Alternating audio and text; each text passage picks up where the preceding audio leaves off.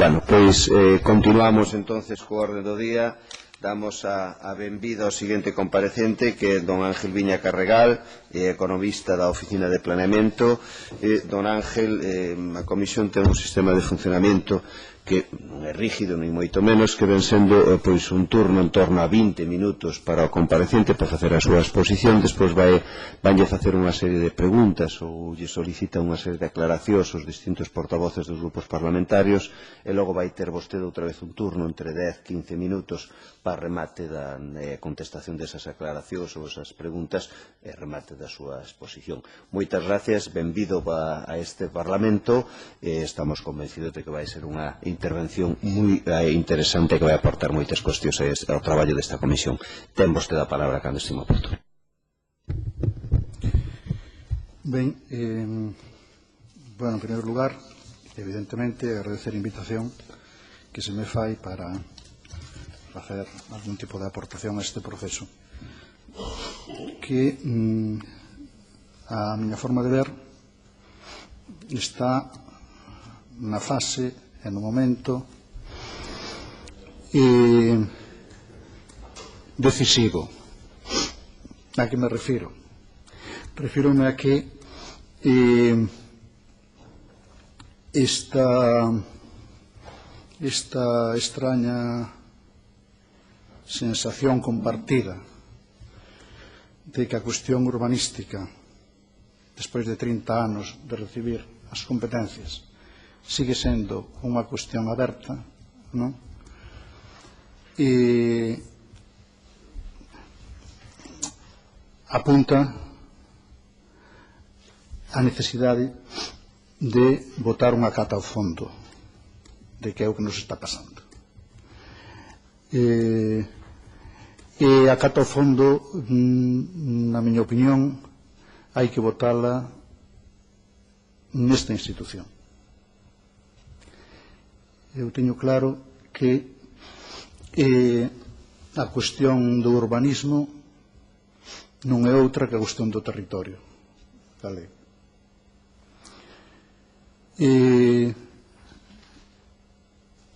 Prodúceme, despois de 40 anos de actividade profesional no urbanismo público, unha amarga sensación esta situación na que nos atopamos, que, despois de ser quen de resolver cuestións básicas que sustentaban a constitución do país como tal, dentro do noso marco constitucional, non? O acceso á autonomía, de ser quen entre todos, cos seus máis e seus menos, de acadar un certo nivel de consolidación da autonomía galega como unha realidade política compartida, de ser quen a acadar non sin tensións, pero acadar unha estabilización a respecto da cuestión identitaria básica, que é a que ten que ver ca lingua. Despois de ter resolvido algunhas cuestións deste tipo entre todos, de un país que era un non país, en certos aspectos, na miña opinión, sigo sendo, resulta que na cuestión territorial, que era ali onde todos nos reconocíamos, porque antes de que houbera unha formulación compartida de algunha idea de autogoberno ou de sermos, antes deso, o país se identificaba basicamente pola súa identidade territorial. Isto nos unía a todos.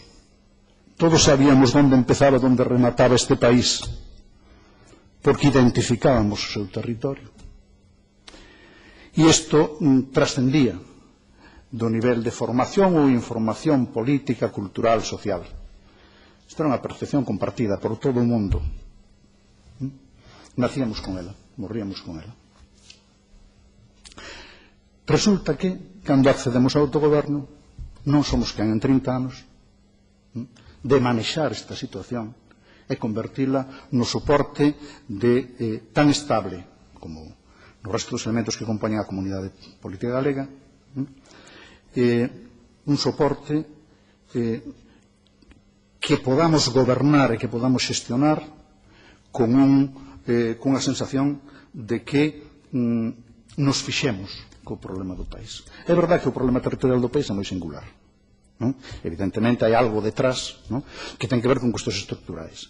E as cuestións estructurais, simplificando moito, que é o que compren nunha intervención deste tipo, as cuestións de fondo teñen que ver, obviamente, coa estructura da propiedade da terra, co minifundio, e ca crise terminal de un sistema económico e social, que era o da sociedade agraria tradicional. Este telón de fondo que non distingue dos límites difusos do rural e do urbano, porque é absolutamente transversal. Esta cuestión de fondo é un telón que, se non o facemos explícito, se non profundizamos nel, se non chegamos ao fondo da cuestión, nos vai a estar velando permanentemente a apropiación do problema, o seu enfoque e a súa solución. Eu comento moitas veces que, paradóxicamente, ata a transición democrática, nos círculos interesados polas cuestións do país, a cuestión da propiedade da terra, do minifundio, da estructura da propiedade e das alternativas de salida a unha situación inmanexable eran de debate común.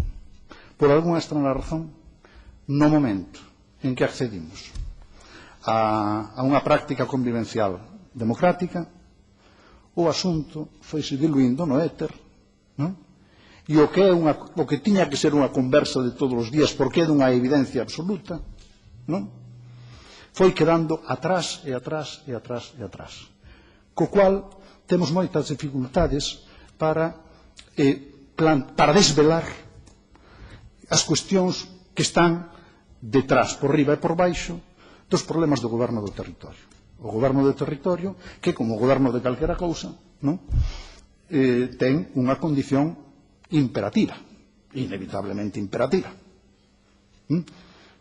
É dicir, non se trata simplemente de ver e de pastorear, trátase de gobernar, trátase de decidir sobre o que sí e sobre o que non, sobre o como, de que maneira e de que forma.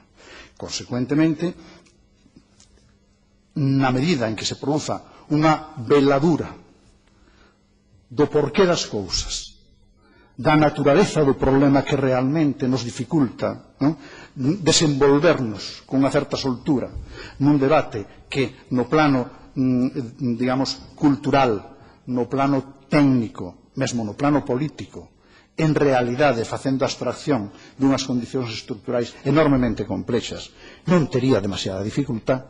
Esta situación de insatisfacción non se produce en outras comunidades autónomas, paran outras cousas, pero esta sensación non se produce, resulta que estarán moi satisfeitos dos resultados das cuestións políticas, pero esta amarga sensación de que non somos quen a entrarlle, isto é unha cousa moi nosa, e a mí me parece que consecuentemente, na miña opinión, o que compre cando se poida, eu desearía que fora neste momento, no lugar adecuado que eu entendo que se votara a cata ao fondo para ver en realidade que é o que temos que desvelar para sabermos a que nos enfrentamos, por que nos enfrentamos ao que nos enfrentamos e por que merece a pena ser quen de facernos co goberno do territorio galego.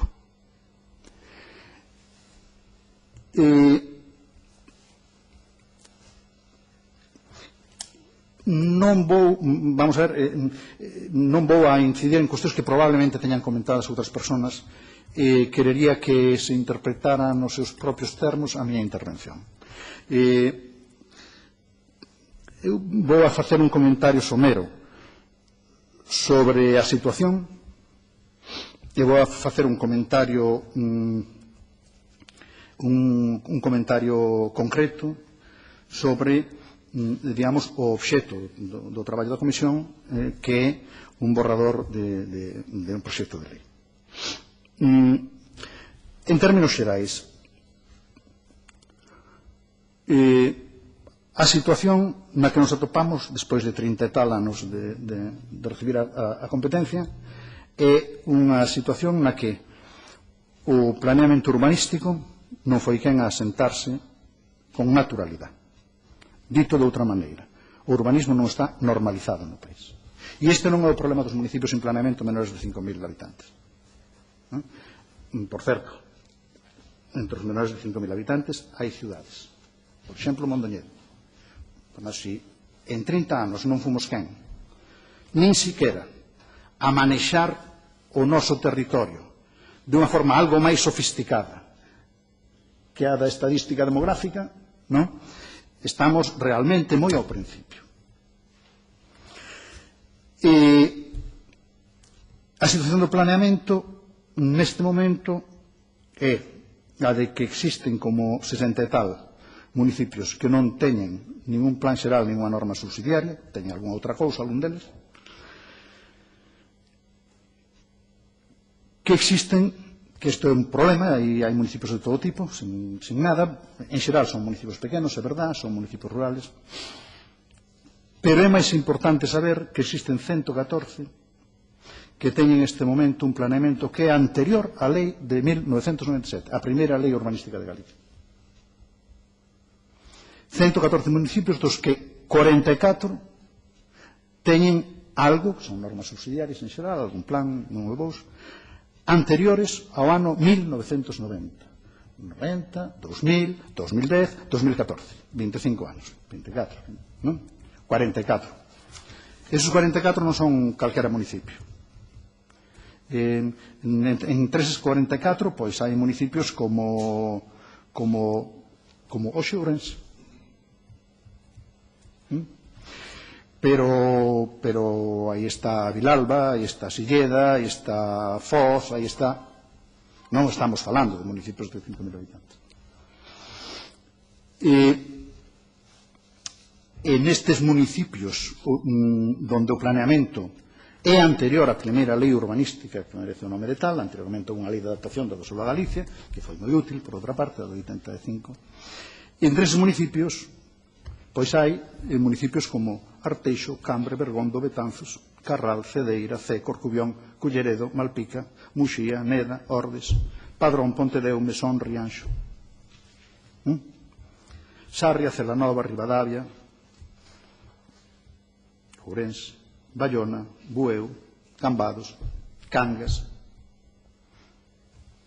Desto falamos. Non estamos falando de municipios que señan municipios con pouca dinámica urbana, que non señan municipios litorales moitos, que non pertenezan ao eixo atlántico algúns deles, etc. Estamos falando de todo o país.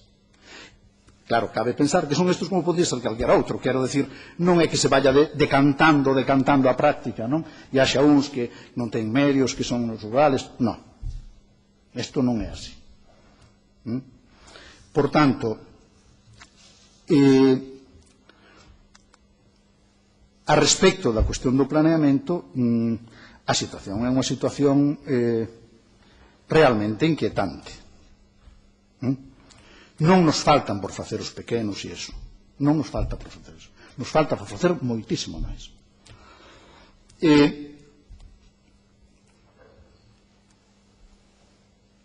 Esta circunstancia plantea un clima a respecto da cuestión urbanística que é de moi difícil manexo. Porque, claro, estes municipios que estamos falando con planeamento anterior ao 97 están funcionando con as referencias normativas que non son as de agora. A normativa foi madurando, foise facendo máis exixente, foise facendo máis ambiciosa. Pero hai un medio país que realmente está operando con outras cartas diferentes. Ou pero hai unha conciencia moi clara de que a normalización urbanística é unha cuestión non municipal, senón de país. E iso se manifesta en términos prácticos nunha actitude de compromiso certo, tanto coa bondade do marco normativo que nos demos, como co valor que ten a iniciativa municipal de instrumentar a posibilidade de gobernar o territorio, porque a realidade é que os municipios, con todas estas contradicións, son os únicos que se enfrentaron a peito limpo que a cuestión de intentar normalizar unha situación, porque os planos os fan eles, os sufren eles, fracasan, teñen éxitos, e en xeral tolean, por outras razóns. Bien, entonces, en este aspecto, estos axentes, os municipios, pois son os axentes que nesta práctica están sozinhos. A la van.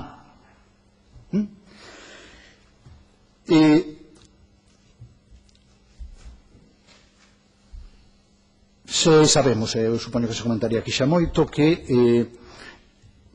nese contexto a esta situación de dificultad de unha normativa transitoria que permite que vivas igual con un plan do ano, unha norma subsidiaria do ano 85, que en un plan de 2002, porque a normativa transitoria dice que seguirán, non? Evidentemente, moitos estímulos para enfrentarte non hai máis que aqueles que teñan que ver con un sentido da responsabilidade que existe nos municipios.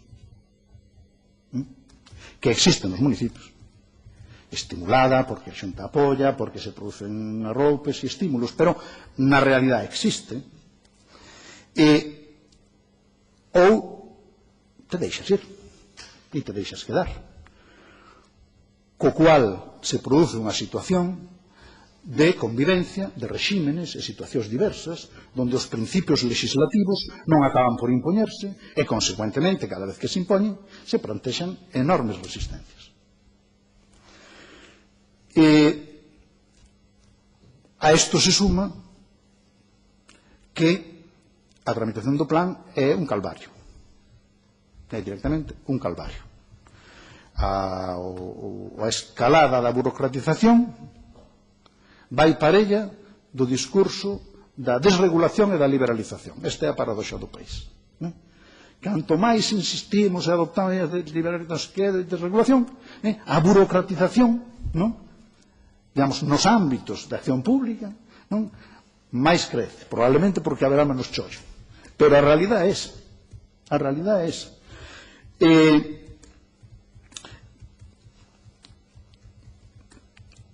En este momento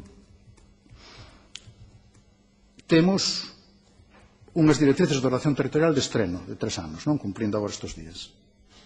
Sen visos do seu desenvolvemento. Digamos, da súa aprobación, claro que hai cousas, non? Pero non den visos, non? Calqueira legislación que se precie proxecta cuarta mitade aos plans xerais urbanísticos, dá o mismo que seña a legislación patrimonial que a da regulación do comercio. Dá igual, dá o mismo. E entonces, atónitos, non? Os municipios, os urbanistas, non? Pois van recollendo, non? Pois demandas as que hai que responder e que hai que responder filtrados por un informe sectorial de 25 é o número, digamos, dun municipio que teña costa, non? Mais 30 e tantos de evaluación ambiental, consultas e non sei que, non?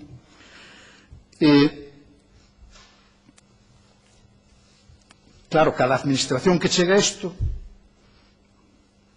a do comercio ou calquera outra, as minas, ou cada un que chega, pois, evidentemente, chega con moita energía, non? Porque chega a un espacio no que é novo, non? Onde se fala dun asunto que algo ten que ver con el, e, por tanto, chega con moita enerxía, e, por tanto, non? Con moita enerxía, me explico. O caso paradigmático é a cuestión ambiental. a avaliación ambiental estratégica, que nos chega no 2006, xa fora de tempo do cumprimento da Directiva Europea do 2, non? Chegamos atropelladamente, e que, no caso da nosa autonomía, determina que unha administración que tiña un informe ambiental desde a lei de 2002, que en xeral non emitía, pois non debería entender que fora unha cuestión que lle ocupara, aunque se pedía un informe, non o emitía, simplemente. Pois, pasará a ter que instrumentar toda unha artillería para abordar unha historia de avaliación ambiental, non? Que se vai convertindo nunha especie de escalada enciclopédica, non? De tratamento do divino e humano aos municipios que, evidentemente, teñen os medios que teñen en un país que ten, digamos, o acceso aos controles e as estadísticas que ten, e ninguna máis. Bueno, isto pasa con outras administracións, non? Hai outro caso paradigmático, histórico, clásico, que é o do patrimonio, non? Donde o inventario xeral de Galicia o están facendo os concellos, os planes xerais. Os expedientes de inventariación se contan, eu creo que me sobran os dedos das dúas mans, non? Pero os concellos que os plans chegan con paquetes de 300, 400, 700 elementos para inventariar. Eso sí, con todas as exixencias, non vaya a ser que a ficha lle falte, non? El punto e la coma. E isto fan os plans. Naturalmente, todos os concellos están moi estimulados, non? Na identificación do seu patrimonio. Todo se esforza. Pero o esforzo acaba por ser unha trampa mortal, porque é o conto de nunca acabar. Non? Ben, por outra parte, a falta de consolidación do urbanismo, a normalización do urbanismo fai da tramitación das determinacións regulatorias da administración do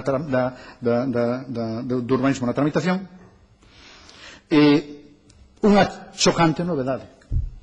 O sea, cada vez que sale un plan de información pública, pois, efectivamente, como non está consolidado, pois en realidad é descubrir un monte. Pero isto con que ven, pero isto que ven a ser. Pero como que? Así que isto se regula, así que isto se prohíbe, así que isto se autoriza. Non? Porque é unha novidade, e desgraciadamente é verdade. É unha novidade. Por lo tanto, estamos 30 anos despois explicando que nos chegou unha competencia de Madrid, empaquetada, mediante a cual, pois, acordamos que nós íbamos a gobernar isto e a regulalo.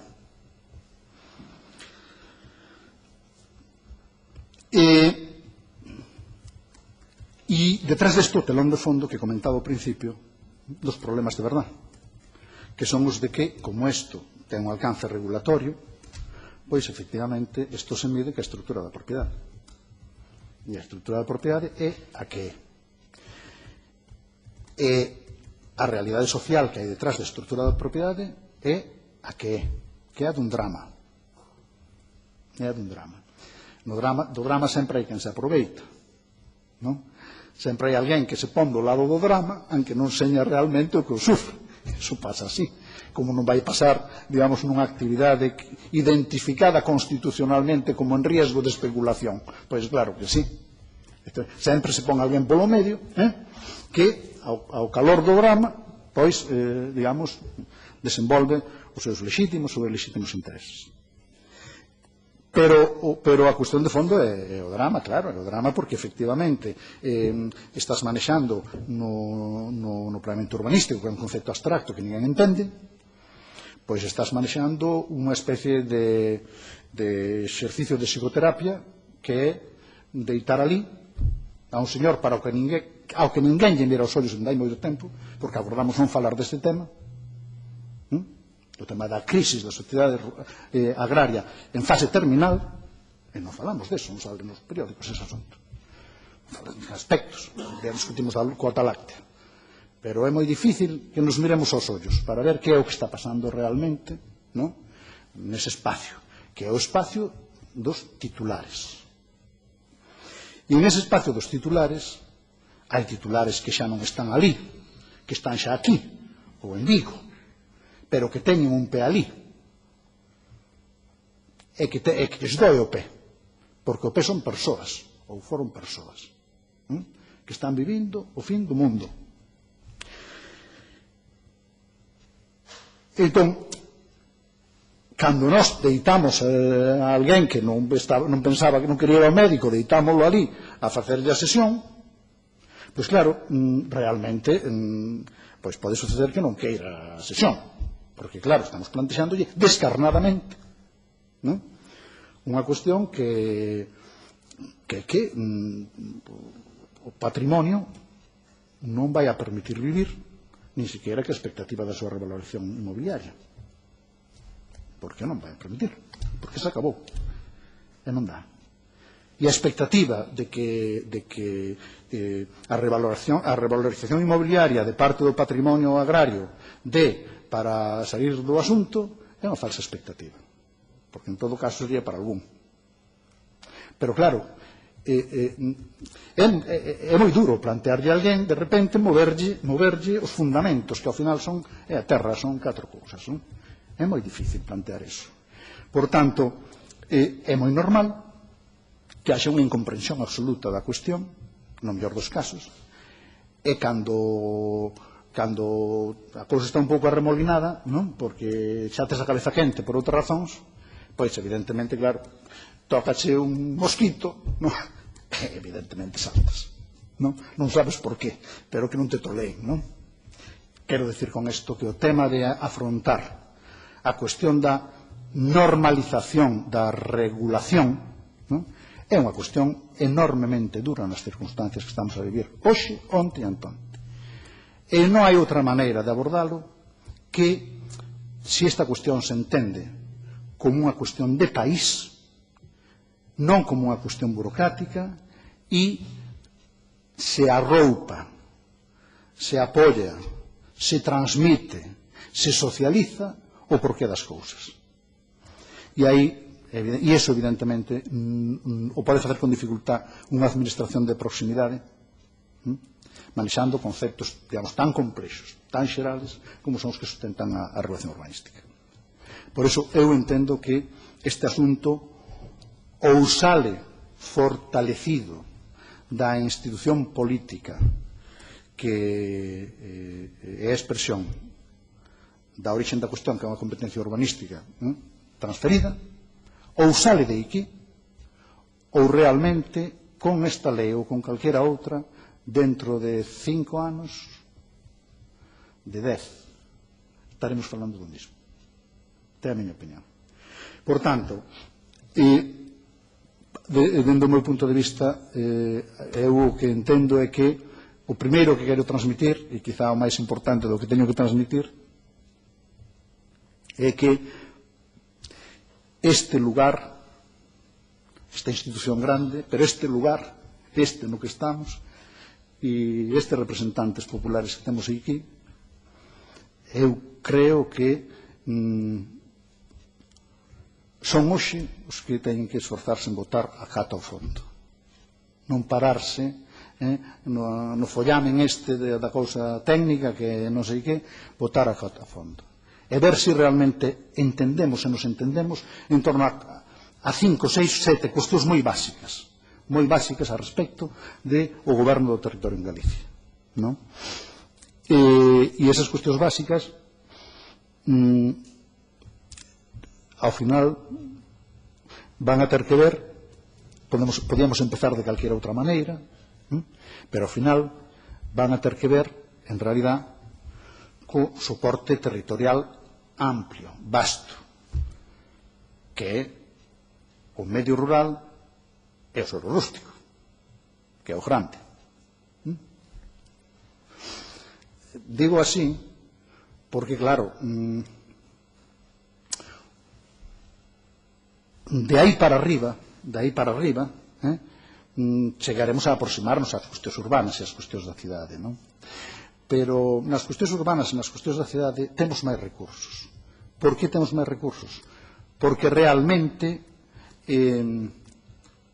nas cuestións urbanas hai axentes que non están acorralados. Hai axentes que teñen a ambición de vivir, e de vivir mellor, e de convivir, e consecuentemente serán quen? Uns marcados por uns intereses, outros marcados por determinadas concepcións, pero serán quen ao cabo, non? De manexar, digamos, as cuestións de a calidade urbana, da calidade ambiental, da sostibilidade ou da cohesión social.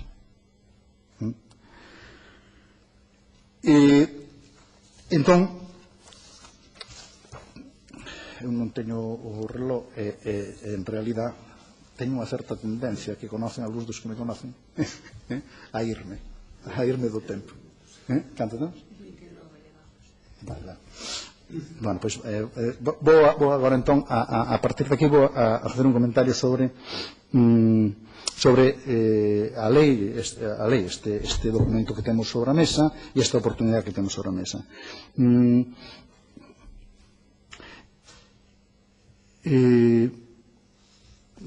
En primeiro lugar, do meu punto de vista, o enfoque de fondo de unha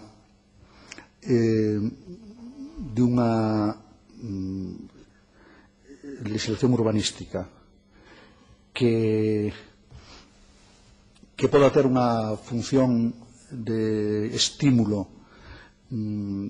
potente a respecto da cuestión no país, me parece que non pasa por un documento como este, que é un documento de revisión, digamos, da normativa que temos. Eu creo que hai temas sobrados, non de calado, como para, digamos, ir máis ao fondo e plantearse unha apertura maior dos temas, probablemente compatible con que se hai algo que facer cada lei que temos o fagamos, non? Eu, francamente, se non estamos convencidos de que somos quen de xenerar un texto normativo que dé satisfacción á comprensión do problema do porqué e, consecuentemente, que nos dé algunha pista sobre como salir deste asunto, eu, respecto desta lei, digamos, tería a idea de que, estamos con unha modificación, non?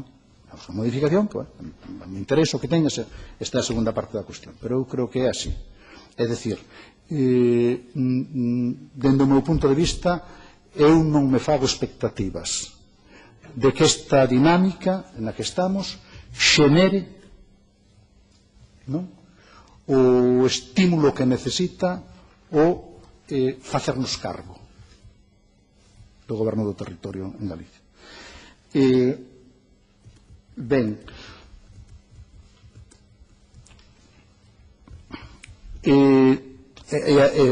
a respecto do texto, por un pouco ilustrar por vía de feito, para dar tamén alguna clave en relación ás cuestións que regula a lei,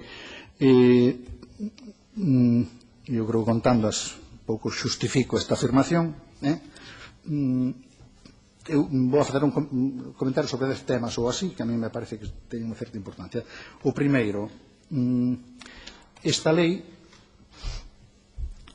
que pretende, digamos, alixeirar, igual tamén, hai que ter cuidado de que non tire ao neno coa auga, non? Porque o de alixeirar está ben, pero tampouco pasa nada con que haxa, digamos, artículos que conten cousas, non? Entonces, por exemplo, a min me preocupa desta lei, unha primeira cuestión que me preocupa é a desaparición da definición das facultades de competencia urbanística aos fins da actividade urbanística, que é a base, que non é unha obviedade. Lei que ordena, regula a ordenación urbanística, pero que é a ordenación urbanística? Isto ten no que decir a comunidade autónoma, porque son nós que temos competencia neste ámbito. Non hai unha legislación básica a que recurrir, non? Porque é unha competencia exclusiva nosa. Por lo tanto, eu voto a faltar, e non é unha cuestión irrelevante, porque a mí me parece que eso non se nos debería despistar, que voto a faltar a definición das facultades da competencia urbanística, en virtud da cual estamos a falar deste asunto, e os fins da actividade urbanística, que, entre outras cousas, teñen que ver con os artículos da Constitución Española. Non? Entón, trátase dunha competencia exclusiva da comunidade autónoma pero tamén se trata dunha competencia propia dos municipios, non? Reiteradamente recoñecida, agora últimamente, na última modificación da Lei de Bases de final de ano, non? Donde se sigue afirmando como a primeira competencia propia o urbanismo, con algunhas consideracións que veñen a continuación: planeamento, xestión, execución e algunhas outras cousas máis que conta, non? Consecuentemente, bueno, xa digo, eu entendo que hai que repescar os artículos que falan da competencia e das facultades, non? E dos fins da actividade urbanística, non? Porque, repito, non temos outra percha, porque e o urbanismo pois non se sabe o que, por exemplo, o confundimos coa ordenación do territorio, non? De forma habitual, ten que ter un espacio, ten que ter unha, digamos, un marco, non ten que ser algo suposto, non? Ten que ser expreso. A segunda consideración así xeral é que a min me preocupa é que, unha vez máis, a lei urbanística non é quen de resolver o problema da súa integración coa ordenación do territorio. Non hai ninguna mención. Hai as mencións que lle dan á ordenación do territorio a facultade de transgredir, para ben ou para mal, non? Para ben e para mal, según os artículos. Pero, en realidad, non se visualiza no texto, non? Ningunha referencia, non? A ordenación do territorio, que ten unha legislación propia, que ten por tanto, digamos, por ilustrar que os parámetros de sostibilidade ou de diferenciación dos municipios aos efectos de estándares ou de non sei que, os sigamos medindo en números con 4 ceros de habitantes, non? Cando temos unhas directrices de ordenación do territorio que xerarquizan, que diferencian, non? Desde o punto de vista funcional, desde o punto de vista da súa complexidade urbanística, desde o punto de vista da estrategia do desenvolvemento do país, non? Situacións que non teñen número, non é un problema de número, é un problema de función, é un problema... chama a atención, non? Como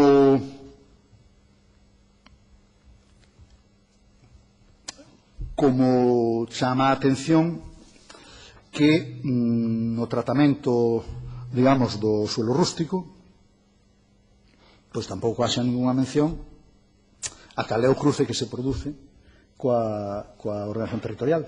Hai mención á normativa sectorial, pero a ordenación territorial non é sectorial, como a urbanística, son transversais.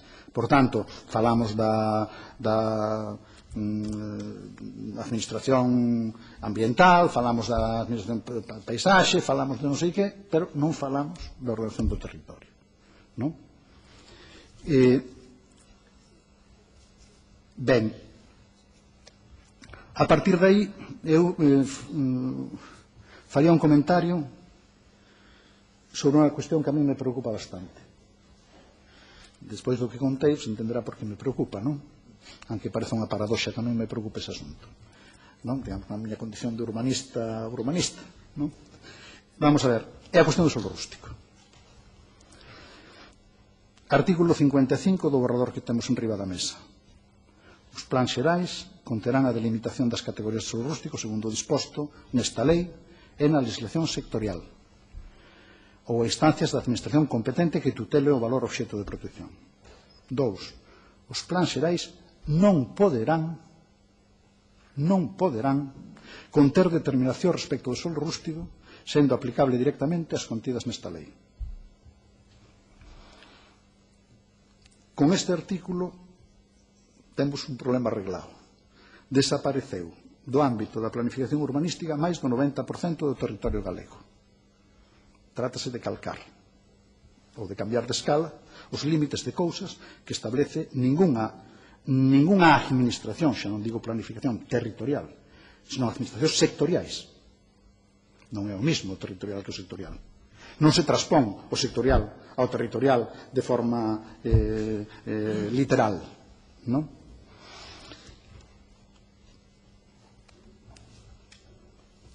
Coa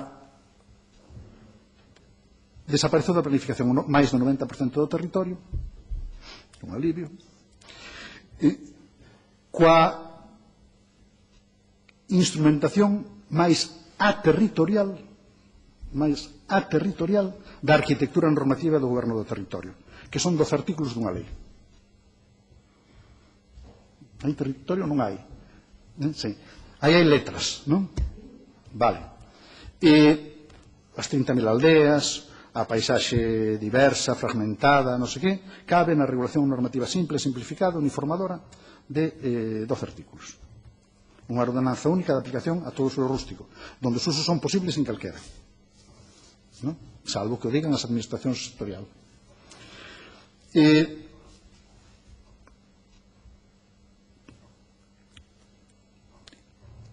Entonces, claro, os plans xerais, que serán formados polos concellos, como instrumentos de ordenación integral, que abranguerá o término municipal completo, que teñen competencias propias en materia de planificación, de repente non poden establecer determinacións sobre o seu territorio, que é a maioría do territorio.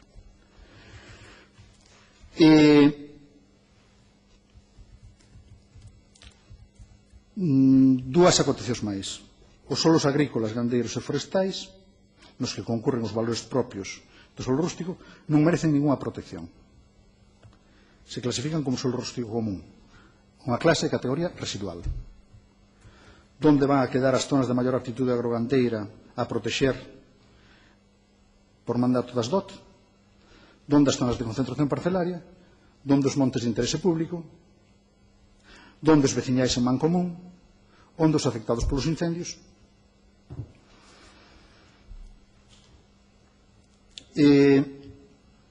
Os solos rústicos de especial protección serán os que se atopen sometidos a algún réxime de especial protección incompatible con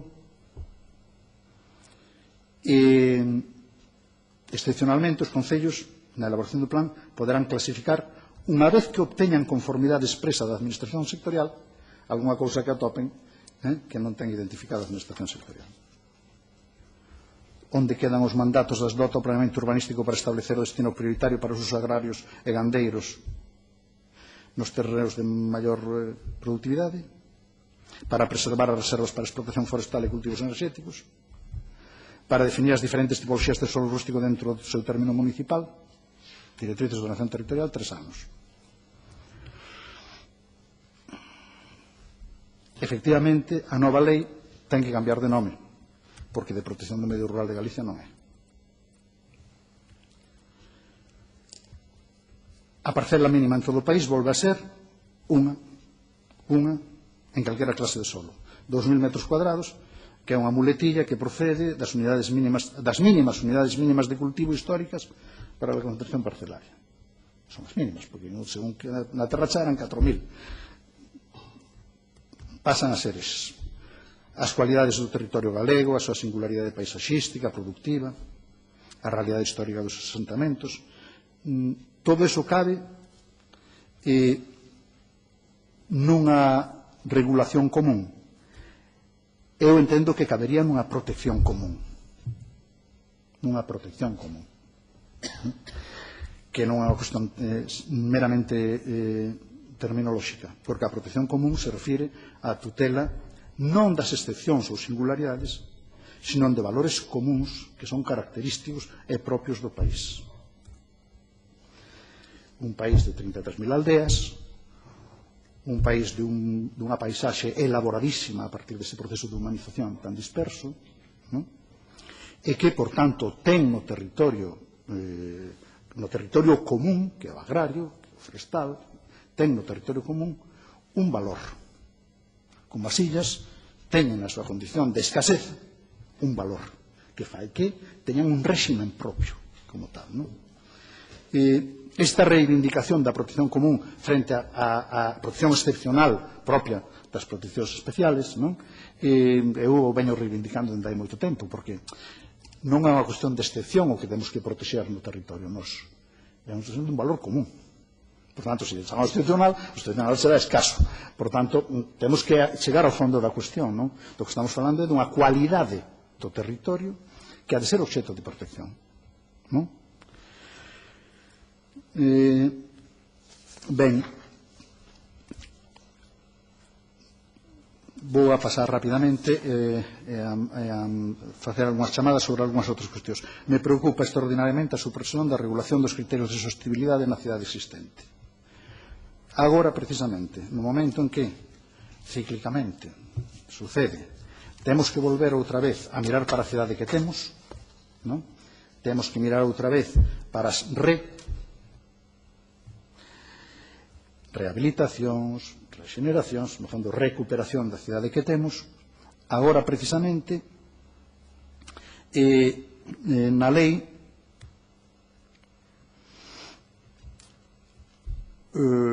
nunha lei que tiñamos, que era de 2002, que se pronunciaba respecto do suelo urbano consolidado, cun obxectivo de sostenibilidade relacionado ca conservación e recuperación do patrimonio construído, dos espacios urbanos relevantes, dos elementos tipos arquitectónicos da cidade, ao final, da identidade local,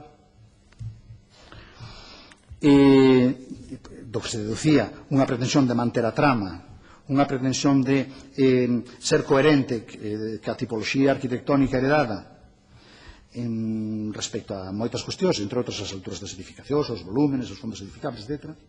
A desaparición desta referencia deixa un inquedante baleiro a respecto da recuperación urbana da cidade herdada, porque evidentemente o proceso de recuperación urbana vai a plantear a necesidade de manexar, transformar, etc. a cidade que temos, pero eu creo que se non temos un marco xeral que estableza como dialoga a recuperación urbana ca cidade existente, o resultado pode ser fatal. Entón,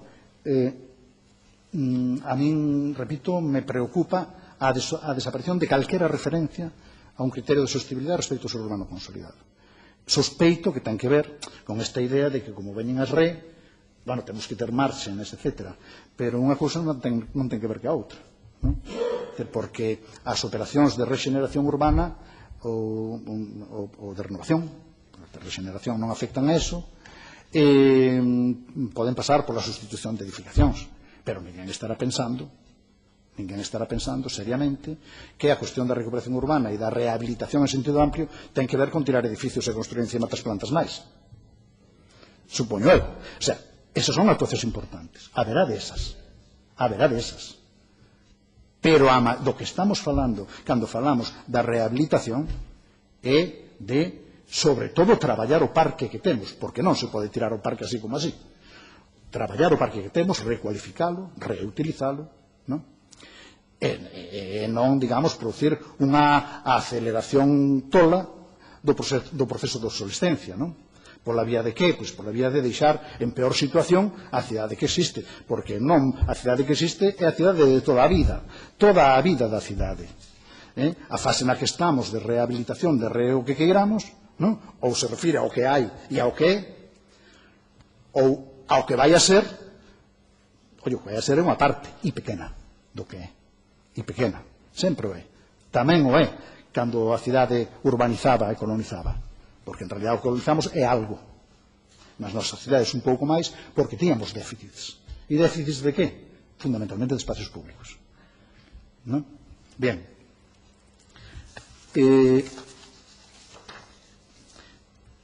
Tamén querería manifestar a miña preocupación porque non señamos quen a estas alturas de establecer as reservas mínimas para a implantación de sistemas xerales para o conxunto da población, que as suprimimos directamente. Os sistemas xerales son os que dan servicio a todo o municipio.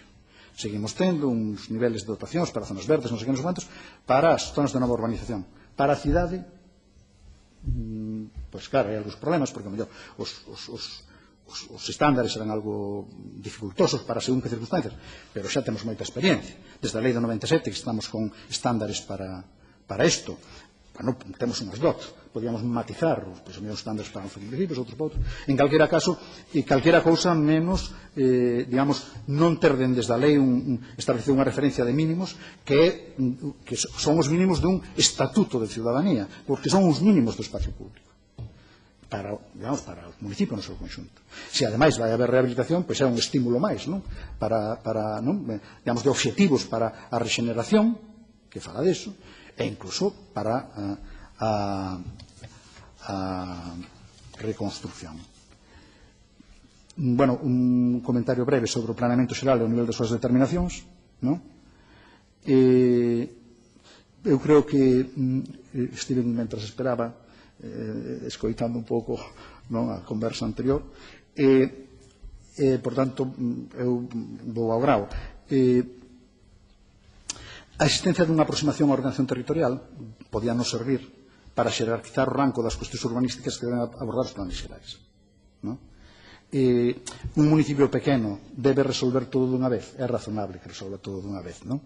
Porque en realidad un plan xeral dun municipio rural do Xurés, pois en realidad é ordenar os núcleos rurales, controlar o territorio, non? Deixalo regulado, preservado, non? E producir unhas dotacións básicas para a población que reside. Aí empeza e acaba a cuestión. Pero claro, unha cidade non é así. Entón, que unha cidade, cando se enfrenta a un plan xeral, teña que debatir a vez sobre a posición xeoestratégica no eixo atlántico, e ao mesmo tempo, en tempo real, pasar a discutir sobre se o límite de un dos 100 núcleos rurais de media que hai en cada municipio pois chega hasta a parcela 3 ou hasta a parcela 5, o sea, parece excesivo, non? Porque ao final o debate inmobiliario, que é un debate de inmediatez, de proximidade, afoga, oculta o debate do principal, non? Que é, digamos, o debate estrutural sobre o desenvolvemento urbano e sobre a recualificación urbana. Por tanto, a mí me dá a impresión de que a solución deste tema debería pasar por que houbera unha flexibilización no contido e alcance dos plans que de algún modo se pudera acomodar a situacións diferentes, non?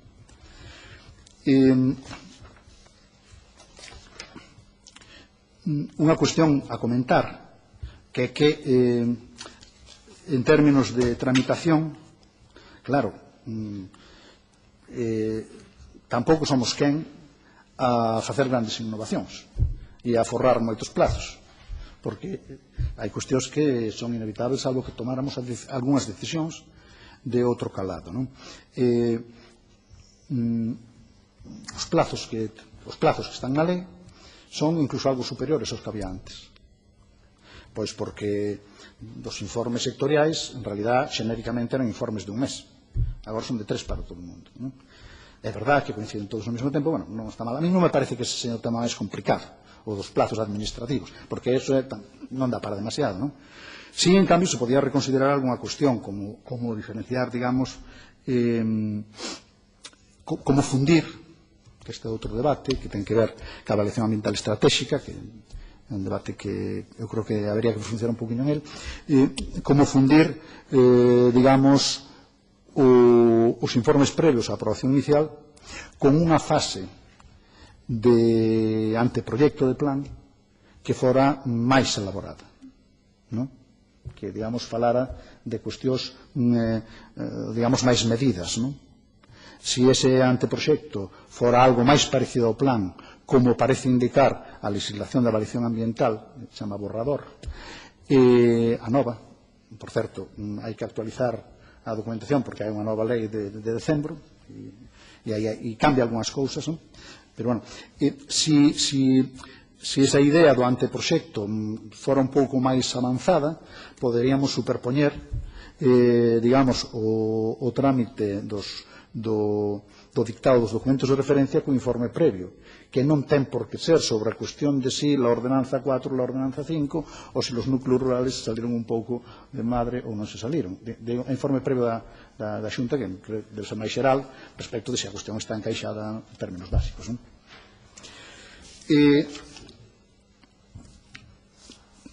Bueno, chamar a atención sobre a cuestión da avaliación ambiental estratégica, que eu creo que merece entrar en ela, co cambio normativo que houve en decembro na lei española, e ese respecto chamar a atención sobre unha cuestión de plazos que non forma parte da legislación básica, salvo que nos pase o tempo é de un ano.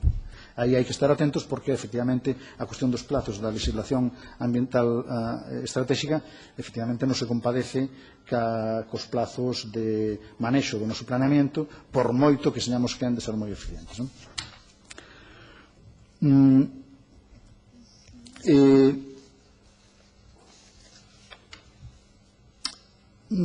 Comentar, por último, dúas cuestións máis de carácter xeral, que son, primeiro, a cuestión da vixencia do planeamento non adaptado, que xa apuntaban na exposición. Núcleos rurais delimitados por calquera lei,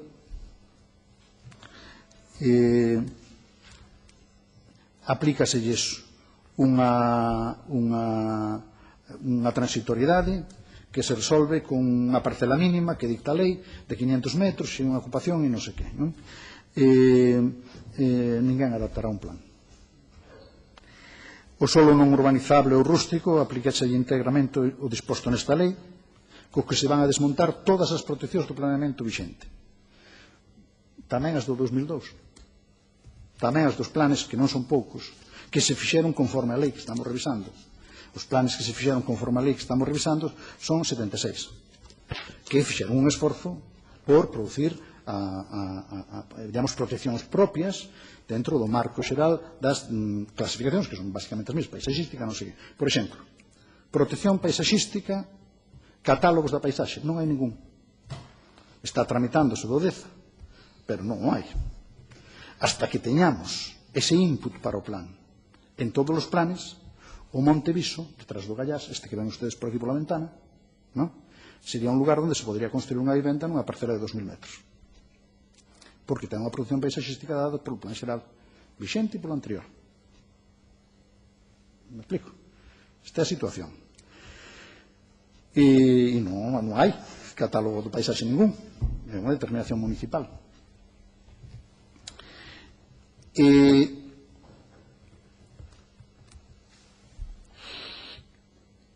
o suelo urbano consolidado se mantén en todos os casos según o seu plan. Isto que estou dicindo, que quere decir? Pois que para que se faga unha idea, o que pasou en Foz, que o coñezo porque estamos facendo o plan de Foz, o que pasou en Foz, que ustedes saben, que de repente en un ano se concederon licencias para 5.000 viviendas, logo se fixeron só 2.800, pero bueno, é outro problema, non se fixo incumplindo o planeamento. Habíamos ordenanzas, debaixo 7 plantas e 27 metros de fondo sobre as calles que hai en Foz. Pero esa normativa sigue vixente. E se activou, porque houve a circunstancia da autoría, o que fose, non? Se activou un día e de repente reventou. Parecido ao que pasou en Barreiros, non? Pero, bueno, de Foz é clarísimo. E aí, de repente, había cabida para solicitar licencia e tela, porque é un acto arreglado, para 5.000 viviendas. Non? Claro, como poden imaginar, calquera perspectiva de planificación urbanística en Foz, pois vai a manexar unhas perspectivas de desenvolvemento urbanístico de que? De 6.000 en 12 anos. Pois non sei, me explico. Si temos unha normativa na que entraron 5.000, pero se a mantemos, entran 18.000 máis. Onde está o planeamento? A onde vamos? Como nos confrontamos con esa realidade inmobiliaria? Naturalmente que descubrimos unha liña de trinchera fuera de ordenación. Me explico? Fuera de ordenación. Con que tiene que ver este debate que nunca houbo? Cando esta regulación está desde a lei do 56 vixente, convivimos con ela todos. Pois ten que ver pura e simplemente con municipios que en un momento determinado tiveron que reconducir as ordenanzas de suelo urbano porque eran abusivas. Coruña.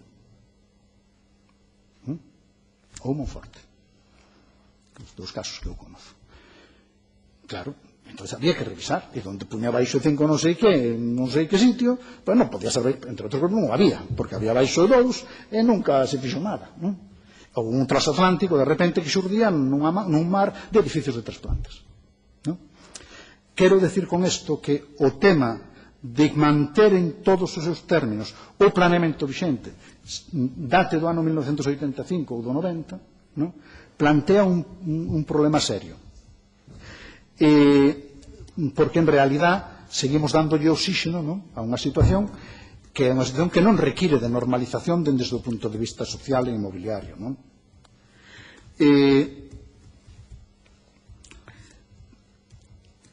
Logo, claro, é moi difícil abordar este tema, eu son consciente disso, non? Pero son desas cuestións nas que hai que pararse a reflexionar e ver, porque por menos deso suspendimos plans. Teo, poñer un exemplo conocido tamén, por todos. Se suspendeu un momento determinado porque non nos gustaba o que estaba pasando, pois se montou. Que, por certo, nada que ver co que pudo pasar despois en Foz. Me explico? Porque agora decimos, a mellor tampouco era para tanto a cousa, non? Me explico? Entón, quer dizer que xa en algunha ocasión utilizamos esos instrumentos, non? É verdad que son instrumentos que son de difícil manexo, non? Porque bueno, son decisións que a tomar caso a caso, pero en calquera caso o que non pode é manterse un réximen transitorio que deixe vivos mortos viventes, non? Eso eu creo que é un problema que temos que abordar. E, por último, relacionado con eso, xa que saiu, seña unha modificación ou seña unha lei nova, entendo que hai que facer unha reflexión sobre a cuestión do réxime de fora de ordenación, que teña expresión normativa. Porque isto é un gran equívoco, en boa medida, que eu creo que onde ten que resolverse é en vía legislativa, na medida do posible, non? Eu creo que é relativamente doado, digamos, producir certas aclaracións, porque hai algunhas cuestións que son puramente terminolóxicas, non? E que probablemente se poderán resolver, aunque hai outras que non teñen solución. O que non ten solución é, digamos, manter a expectativa de que a normativa urbanística non se poda modificar, porque sempre se modificou a normativa urbanística e se seguirá modificando, e cando haya un incendio, cando caiga unha casa, pois haberá unha a que haxa, e establecer unha reserva de dispensación a respecto dunha normativa histórica para un edificio que xa non é, eso realmente non ten xeito. Pero, bueno, máis alá dese tema, eu creo que cabe facer un esforzo por producir unha certa clarificación deste tema, porque se está convertindo en unha trinchera. Moitas gracias, don Ángel. Ten agora un turno de palabra para preguntas e aclaracións por parte do Bloque Nacionalista Galego, doña Ana Belén Pontón.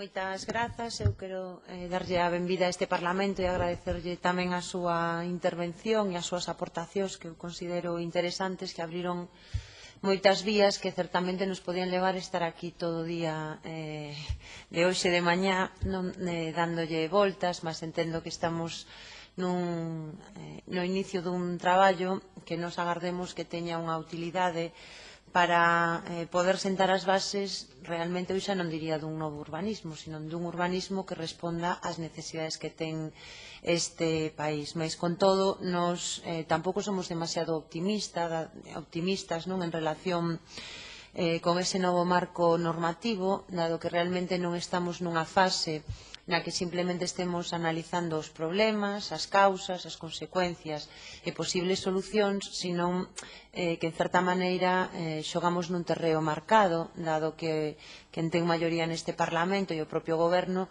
nos remite xa un borrador de anteproxecto de lei que pretende que sexa a bases de traballo desta comisión. E, nese sentido, ese borrador nos entendemos que non merece o calificativo dunha nova lei, senón que a legislación que xa hai revisada e en moitas cuestións apiorada desde o noso punto de vista, como en todo o que ten a ver co rural, que creo que vostede dunha maneira atinada pois xa facía referencia a isto. En todo caso, eu vou aproveitar agora para facerlle un par de preguntas. Hai algúns temas que, como a súa exposición xa nos deu resposta, pois non nos vamos a formular, mas sí algún así dunha maneira moi breve.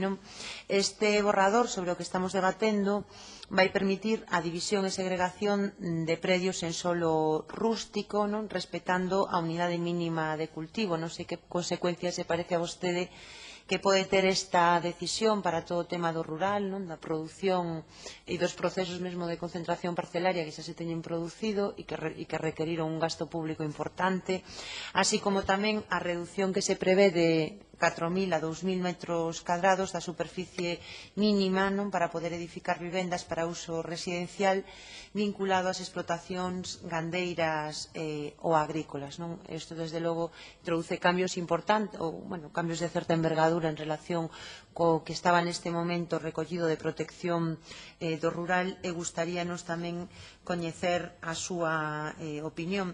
Tamén é unha cuestión que se ten sinalado por parte de algunhas comparecencias, como é o feito de que se elimina, en relación coas dúbidas na interpretación do planeamento urbanístico, elimínanse os criterios taxados. Gustaríanos saber que consecuencias considera vostede que pode ter esta eliminación. E logo, finalmente, dúas cuestións que nos consideramos que teñen tamén interese nun debate, digamos, máis curto que no que estamos neste momento.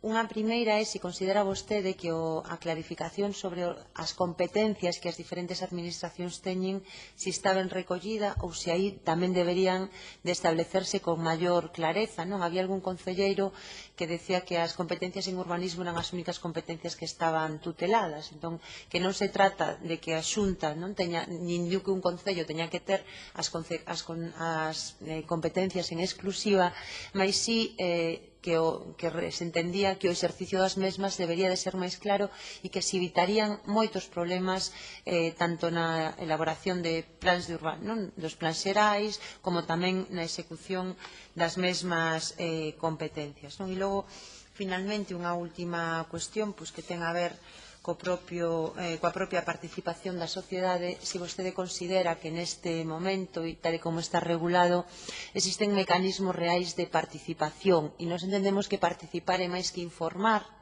que non se trata simplemente do dereito á información, sino realmente unha participación real na definición dos espazos urbanos, dos espazos rurais, en definitiva na participación en todo o que ten a ver co urbanismo e coordenación do territorio, que nos consideramos un elemento clave. Como estas son unhas horas xa un pouco complexas, quedan intervencións e outra comparecencia, pois deixo aquí a miña aportación.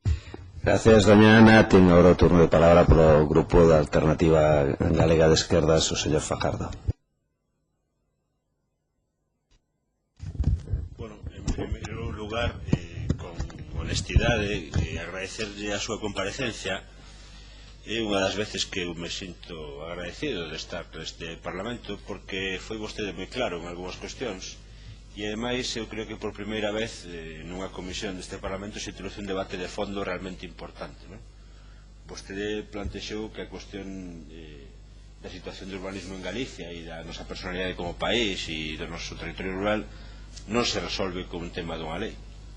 Se resolve con que este Parlamento se xa quen de chegar a un acordo que poida perdurar e, por lo tanto, parece que hai un chamamento por unha vez neste Parlamento por alguén que forma parte da institución pero que non é un representante, no sentido de dignificar este Parlamento e que en realidad ese é un Parlamento que se va para debatir, porque por desgraza nos últimos tempos aquí non se debate demasiado, o único que se fai é aplicar a rodillo das maiorías no seu momento, e iso para nós un risco. E vostede pode encima da mesa un debate que a mí me parece certamente interesante e que é moi importante. Vostede plantexou o tema da propiedade privada e de como está a propiedade privada neste país. E é interesante porque algúns consideramos que ese dereito da Constitución que plantexa que a propiedade privada está supeditada ao interese público, parece que só está supeditado ao interese público cando a propiedade privada é dun cativo, non dun grande promotor ou dunha persoa portentada. Por tanto, introducen vostede debates realmente interesantes. E despois concordamos con vostede no plantexamento que se fai sobre o solo rústico. Nos parece que o anteproxecto o que fai é destrozar unha parte do noso país e deixar, como moi ben dixe vostede, a un 90% do noso territorio sin ningún tipo de regulación e suxeito ao que nos chamamos no seu momento a barra libre urbanística e que pode poñer en risco a pervivencia dun modelo fundamental para nós. Por iso que nos consideramos que esta nova lei, como vostede plantexa ou intenta plantexar, parece que non vai a dar solución a ningún dos problemas que ten o país, simplemente unha corrección sobre a anterior, pero que é capaz de empeorar a situación. Si xa temos un problema de urbanismo, que temos un problema de desaparición do noso modelo rural, estamos ante unha lei que o que vai a permitir é que se xa a iniciativa privada quen determine como crece ou como se desenvolve este país, e os poderes públicos e o conxunto da ciudadanía representada por os poderes públicos vai a quedar nun mero xestión da iniciativa privada, non? Por lo tanto, eu lle agradezco moi sinceramente as aportacións, dende logo xa lle fago un chamamento aquí que seguramente trataremos de ponernos en contacto con vostede en alguna outra ocasión para ter coñecemento das boas reflexións que plantexa, e agradecer con grande profundidade esa introducción de debates que van máis alá de como normalizar ou executar unha lei, senón de perseguir os obxectivos da lei. Non ten ningún sentido fomentar unha lei que non ten un obxectivo, e o primeiro que temos que definir é que obxectivo queremos, que tipo de urbanismo queremos, que país queremos, e a partir de aí articular unha lei que sirva para acadar ese país. O modelo contrario, que parece que por o que apostou o goberno é un error, e por tanto, eu simplemente agradecerlle, tomamos boa nota das iniciativas concretas que plantexou, e dende logo xa lle comunico que seguramente nos ponemos en contacto con vostede para coñecer a súa posición sobre unha cousa máis concreta a hora de articular a nosa proposta alternativa. Moitas gracias.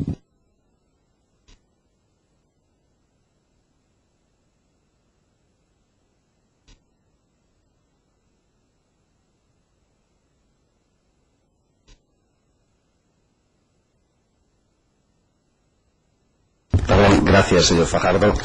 E ten agora o turno de palabra polo Grupo Parlamentar dos Socialistas de Galicia, o señor Bugallo. Moitas gracias, señor presidente.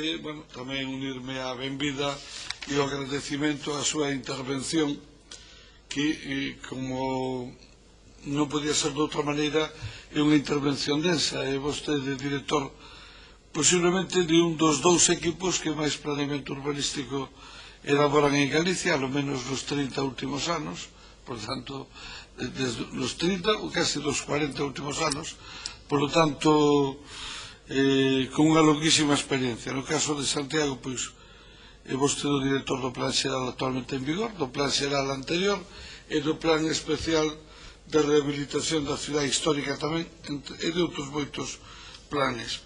Por lo tanto, como era de esperar, con un coñecemento moi profundo do urbanismo e do planeamento urbanístico. A partir da súa intervención, claro, hai algunha pregunta que lle vou facer que casi me atrevo a calificarla de retórica, porque eu creo que está casi explícita na súa intervención. Preguntáballe a que no antecedeu no uso da palabra si creía que era mellor esta nova lei ou era preferible retocar algúns aspectos da anterior. A verdade é que é dubidoso que isto sea unha nova lei, pero fagolle vostede a mesma pregunta. Sería preferible corregir algúns aspectos puntuales da lei anterior, ou vostede cree que isto realmente é unha nova lei e que vale a pena embarcarse en esta? Se pesa vostede nunha balanza as dúas, que cree que prevalecen as melloras que poida incorporar este proxecto, o anteproxecto, o borrador de anteproxecto, ou en realidad que empeora as circunstancias da lei anterior? Hai outro segundo tema que vostede, que dirixiu tanto o planeamento en Galicia, non podo menos que preguntarle. Actualmente temos 315 concellos en Galicia, se mal non me lembro. Deles, algo máis da mitad, casi 160, non teñen ningún tipo de planeamento municipal. Teñen ou nada, ou algo máis de 100, están rexidos por normas subsidiarias provinciales que se contan como se fora un planeamento, pero non é planeamento. Realmente temos 70 e pico concellos co plan xeral adaptado, vostede di 76, na relación que nos pasou a Consellería salen 72, e outros 70 e tantos que teñen un plan xeral normalmente procedente dos anos 80 ou 90, pero non adaptado á nova legislación. Por lo tanto, en toda a historia da autonomía de Galicia, máis da mitad dos concellos de Galicia non foron quenes de facer un plan. E tamén é certo que prácticamente os grandes desastres urbanísticos de Galicia, creo que Foz tamén, pero desde logo Barreiros ou Teo, se fixeron sin plan. Sin plan. Por lo tanto, está claro que o de sin plan facilita os desastres moito máis que con plan. Por lo menos o plan implica un certo nivel de ordenación. Claro, a conclusión a que nos chegamos e que nos plantexaba un xurista que interveu antes que vostede, que era don Carlos Hernández, e que lle pareceu un disparate o nivel de exigencia que teño facer un plan. E di que hai moitos concellos que son unha tolada, que son incapaces de afrontalo. Falamos de concellos pequenos que se dá unha licencia ao ano, mencionábamos antes o da Rodeiro na provincia de Pontevedra, e poñelo a facer un plan xeral para dar unha licencia dunha vivenda unifamiliar é unha auténtica tolada, aparte dun conflito cos seus veciños. E a pregunta que nos plantexaba don Carlos Hernández era que por que non se simplificaba o contido dos planes xerales? Por que o plan xeral non era simplemente protección, definir áreas de crecimento, infraestructuras e equipamentos, e se deixaba a ordenación máis detallada para os planes de desenvolvemento? Vostede, que dirixeu o equipo redactor de Santiago, que experiencia ten de como se ordenan 226 millóns de metros cuadrados, 3.600.000 no ámbito urbano a unha escala de 1.000 e ordenación detallada, e os outros 190 millóns a escala 1-2000 con 109 núcleos de población? E se eso non é un disparate, un sacrificio enorme, que ao final non se sabe moi ben se iso é suficientemente útil ou non. Sería mellor remitir ese a un planeamento de desenvolvemento, e iso seguramente permitiría que a gran maioría dos concellos de Galicia tuveran plan, xa porque o fixeran eles ou porque poderan delegar a competencia na Xunta de Galicia no caso dos concellos pequenos, e esta Xunta se responsabilizara de elaborar esos planes. Tamén falaba vostede, coincide co que aquí vamos falar, algunhas cousas xa nin lle vou a preguntar porque están explícitas na súa intervención, que o gran reto do futuro non é os grandes crecimentos urbanos, sino a transformación, a renovación ou a rexeneración do xa feito. E iso, a pregunta é se vostede entende que o proxecto de lei nos dota de instrumentos adecuados para facilitar esta labor, ou polo contrario, xustamente coa desaparición de toda unha serie de elementos, pois quedamos ainda en peores condicións. Hai incluso algo máis que lle teño que decir: levamos 4 leyes e ningún reglamento, 4 leyes reglamentistas e ningún reglamento. E claro, se desaparecen pois toda unha serie de sistemas que desaparecen desta lei coa lei nova, que vai pasar? Se crea un vacío legal e volvemos ao regulamento preconstitucional do ano 78, preconstitucional e preautonómico, anterior ao Estatuto de Autonomía, con órganos completamente inexistentes. Que aquí se nos plantexan toda unha serie de problemas. Outros xa me contestou vostede, o dos estándares, o tema dos ámbitos rurales. Fagolle unha última pregunta. Leva tanto tempo facer un planeamento que cando se define os obxectivos do plan e cando se aproba o plan xa cambiou todo, e iso non serve para moito. No caso de Santiago temos polígonos de 37 hectáreas, 40 hectáreas, que agora coas demandas actuales son inxestionables. Fago a pregunta: sería razonable prever que esos polígonos se fraccionen, en que condicións, que se poidan desenvolver por etapas, como se xestionaría? Bueno, isto salimos daqui ás 5 da tarde desde o punto de vista dos proxectos de urbanización, para garantir a urbanización, pero ao mesmo tempo para non facelos inviables. O que poida contestar dentro da pura racionalidade para non alargarse excesivamente demasiado. E xa por último, bueno, xa non lle pregunto máis cosas porque senón efectivamente non salimos daqui. Por a miña parte máis nada, moitas gracias. Gracias, señor Igualdo. Ten agora o turno de palabra por parte do Grupo Parlamentar Popular, don Román Rodríguez. Moitas gracias, señor presidente. Benvido, señor Ángel Viña. Foi un gusto escoitado. Creo que vostede plantexou na súa parte inicial cuestións coas que dificilmente se pode estar de acordo. É obvio que estamos nun proceso nas últimas décadas de cambio territorial en Galicia moi profundo. Pasamos de ser unha sociedade rural a unha sociedade urbana en todos os parámetros, funcional, demográfico, económico, etc. E obviamente estamos facendo, digamos, un novo modelo sobre unha estrutura previa que obviamente non responde ás necesidades actuales, e iso xenera disfuncións, non? Certamente, pois, son os problemas principais, a estrutura da terra, a propiedade, etc. Son bases estruturales que condicionan o que é a xestión do territorio e a xestión urbanística dun xeito obvio. Non? Respecto ás cuestións que plantexou na súa segunda parte da intervención, cuestións xa máis concretas sobre a nova lei, decir que, de algún xeito, se enmarca perfectamente nos obxectivos desta comisión. Esta comisión se creou co obxecto de debatir sobre un borrador de texto para que, abrindo a participación da sociedade civil, de persoas de recoñecido prestixio como é vostede, de organizacións, institucións, etc., para poder sacar ideas, sacar novos puntos que poidan servir posteriormente para que tanto os representantes parlamentarios como neste caso a propia administración teñan puntos de vista diferentes aos seus que permitan reflexionar sobre o encaldinamento e sobre a bonanza ou non bonanza do que se está plantexando e do que se está traendo a debate en esta comisión. Hai algunhas cuestións que vostede plantexou coas quales eu estou de acordo, o noso grupo poderá estar de acordo, outras quizás poden ser máis discutibles. O certo é que ao final vimos a caer sobre dúas cuestións que son bastante recurrentes ao longo do tempo nas diferentes intervencións, mesmo algunhas no anterior comparecente, se vostede o escoitou, estamos un pouco volvendo sobre o mesmo, e eu creo que son cuestións interesantes. Eu lle dicía ao anterior comparecente, tamén lle digo a vostede, que a mí me dá a sensación, porque estamos escoitando por a práctica cotidiana, que quizás o planeamento urbanístico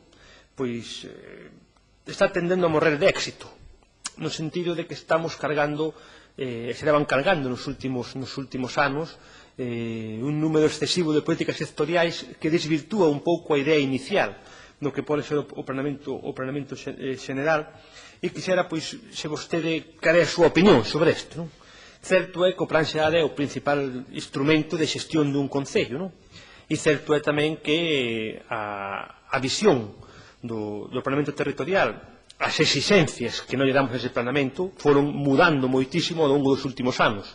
É dicir, as intensidades de uso, os estándares de cesións, etc., mudaron notablemente dos anos 80 a hoxe, e por iso planeamentos obsoletos o que dan é modelos de cidade ou modelos de concello que hoxe en día non son aceptables.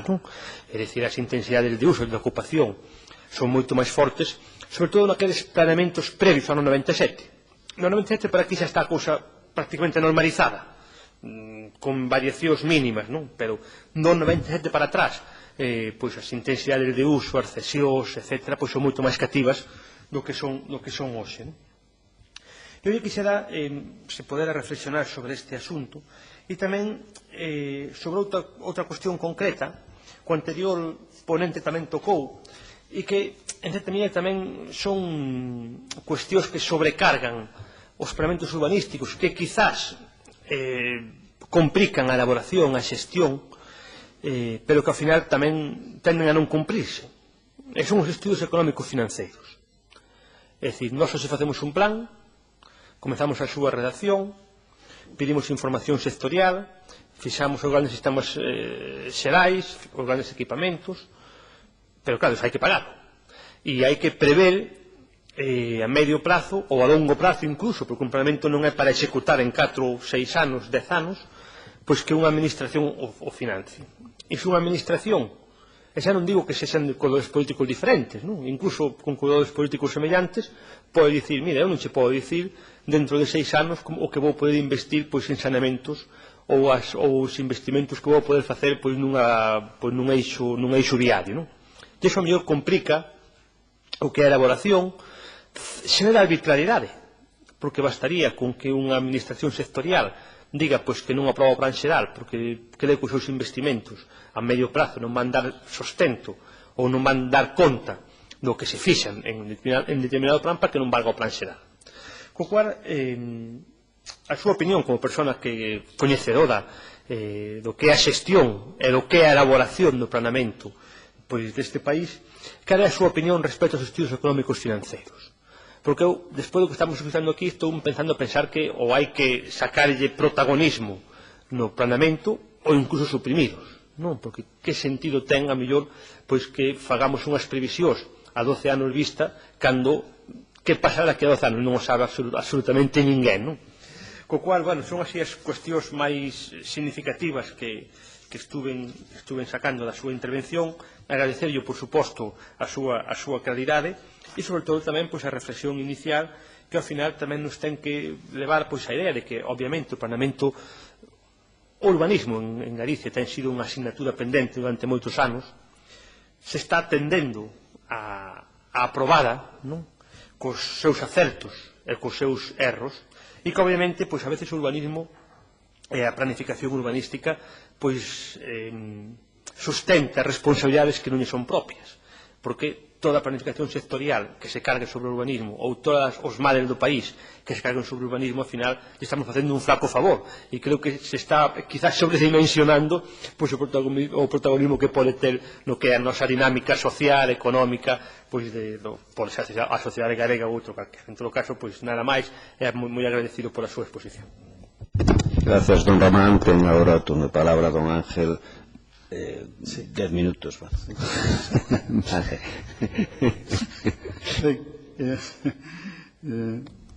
A dona Ana Pontón comentarlle a preocupación pola incidencia territorial práctica da diminución das parcelas mínimas e da apertura ás segregacións, e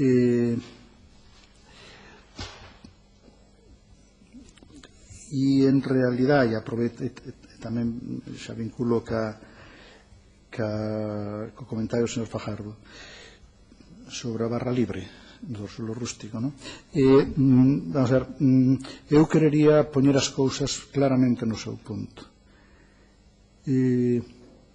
Non é o problema que nos debe preocupar aínda que a regulación das intervencións extraordinarias, porque son excepcións, a un marco normativo que é o do suelo rústico, donde as facultades do dereito de propiedade refírense exclusivamente ao aproveitamento do recurso, cuestión importante, eu quería que non se perdan os primeiros artículos da lei, onde están as facultades. Ben, e neste momento iso está regulado, non aparece nesta lei, pero si aparece na lei do solo española, recén modificada por a lei das 3 Rs, que non cuestiona iso porque é un problema esencial. A diferencia entre o rústico e o urbanizado é un problema de estatuto. Non hai un estatuto de aproveitamento urbanístico no suelo rústico. Moi importante. Hai un estatuto de aproveitamento no outro, no suelo rústico non. Por lo tanto, o que se parece a un aproveitamento urbanístico, que é unha vivenda vinculada ou un establecemento turístico, é algo extraordinario e excepcional. E de aí nace a razón da intervención autonómica na autorización. A orixe é o tratamento dun trámite de excepción. E un trámite de excepción a que? Ao planeamento. Un trámite de excepción ao planeamento que convoca a administración que ten competencia para aprobar os planeamentos e as súas modificacións. É dicir, a autorización autonómica se sustenta xurídicamente no feito de que esas intervencións se consideran extraordinarias e requiren de unha intervención autorizatoria da administración que ten competencia para modificar o planeamento. Isto era moi claro hasta os anos 90, en que esa autorización se chamaba o trámite de excepción. A excepción era unha norma, porque con esa excepción produciuse todo ciscado polo país. Pero, bueno, en calquera caso, é importante ter claro ese tema. Quero decir que, mentras esté clara esta cuestión de estatuto xurídico do suelo rústico, digamos, temos un suelo no que traballar sobre estas cuestións. Por tanto, non me preocupa a min, en términos xerais, que esta cuestión teña unha trascendencia desencadenante de procesos, digamos, cuantitativamente importantes. Si ben cabe que aparezan, que sei eu, pois apartamentos turísticos nunha playa do Grove. Non? pode pasar esas cousas. Pero, bueno, digamos que non é ese quizá o tema que máis me preocupa en términos xerais, non? O que a mí me preocupa en términos xerais é que unha actuación aislada nun prado baixo ten un impacto de todo tipo innecesario, porque sobra suelo agrario ou forestal donde producir unha implantación de esa naturaleza. Non digo nada na costa. Bueno, hai a lei de costas, ten tamén as súas limitacións, pero, bueno, con lei de costas, efectivamente, os usos turísticos, pois ala van. E hai hoteles que están no borde dos 100 metros, etc. Vale. Entonces, claro, procesos de desegradación solo rústico é un paradoxo. É dicir, o inmenso esforzo por acadar un certo nivel escasísimo, digamos, estadísticamente, de concentración parcelaria, o sea, non se pode ir polo río abaixo por unha cuestión de carácter urbanístico. Non se debe ir. Non parece razonable, non? Da mesma maneira que tampouco parece razonable que a unidade mínima de cultivo da maioría das nosas concentracións parcelarias veña a ser o loteo para que en calquera lugar poda aparecer unha desas actuacións, que pode ser o mismo, pois un establo de vacas, no? Que unha vivenda vinculada ou que unha iniciativa de carácter turístico se está cerca de algún lugar interesante, non? Por tanto, a miña opinión sobre estas cuestións, pois a miña opinión, pois francamente, me parece que é un paso atrás. Ten unha trascendencia, bueno, pois non sei cal terá, pero me parece que é un paso atrás e é innecesario, porque esta orientación das actividades hacia certos espacios, non? É o principio mismo de unha xestión do territorio que tampouco é tan directiva, porque a fin de contas sempre quedan espacios onde as cuestións non se poden ubicar, non? Ben, bueno, toda a eliminación dos criterios tasados efectivamente abre un proceso de incertidume, non? Que non se sabe como se vai a resolver. Os planes xerais pois xustificarán os planes parciales os equipamientos de terciarios necesarios. Bueno, pero se fomos quen a establecer unha referencia de mínimos no reglamento de planeamento, por certo, que vai a seguir vixente do ano 78, oye, porque non vamos a ser quen, moderémoslo, non sei que, pero teñamos un suelo onde poder, digamos, asentar unha tasa. Por certo, respecto de os desarrollos industriais e terciarios, como non vamos a poderlo facer? Si acabamos de executar un plan de áreas empresariais de Galicia, onde desenvolvimos así como 30 parques empresariais, e temos unha proba do 9 de todo eso, de xe moito, de xe pouco, como funciona. Temos unha experiencia, esa experiencia está centralizada na Xunta de Galicia, no Instituto Galego de Vendesoro. Podemos aproximar eso e se pode buscar unha solución. Calquera cousa menos, digamos, deixar sin percha decisións que son complexas de xustificar autónomamente, non? E que, bueno, pues establecen un nivel de incertidumbre porque logo dependerá dun criterio de alguén que aproba definitivamente, non? Ben,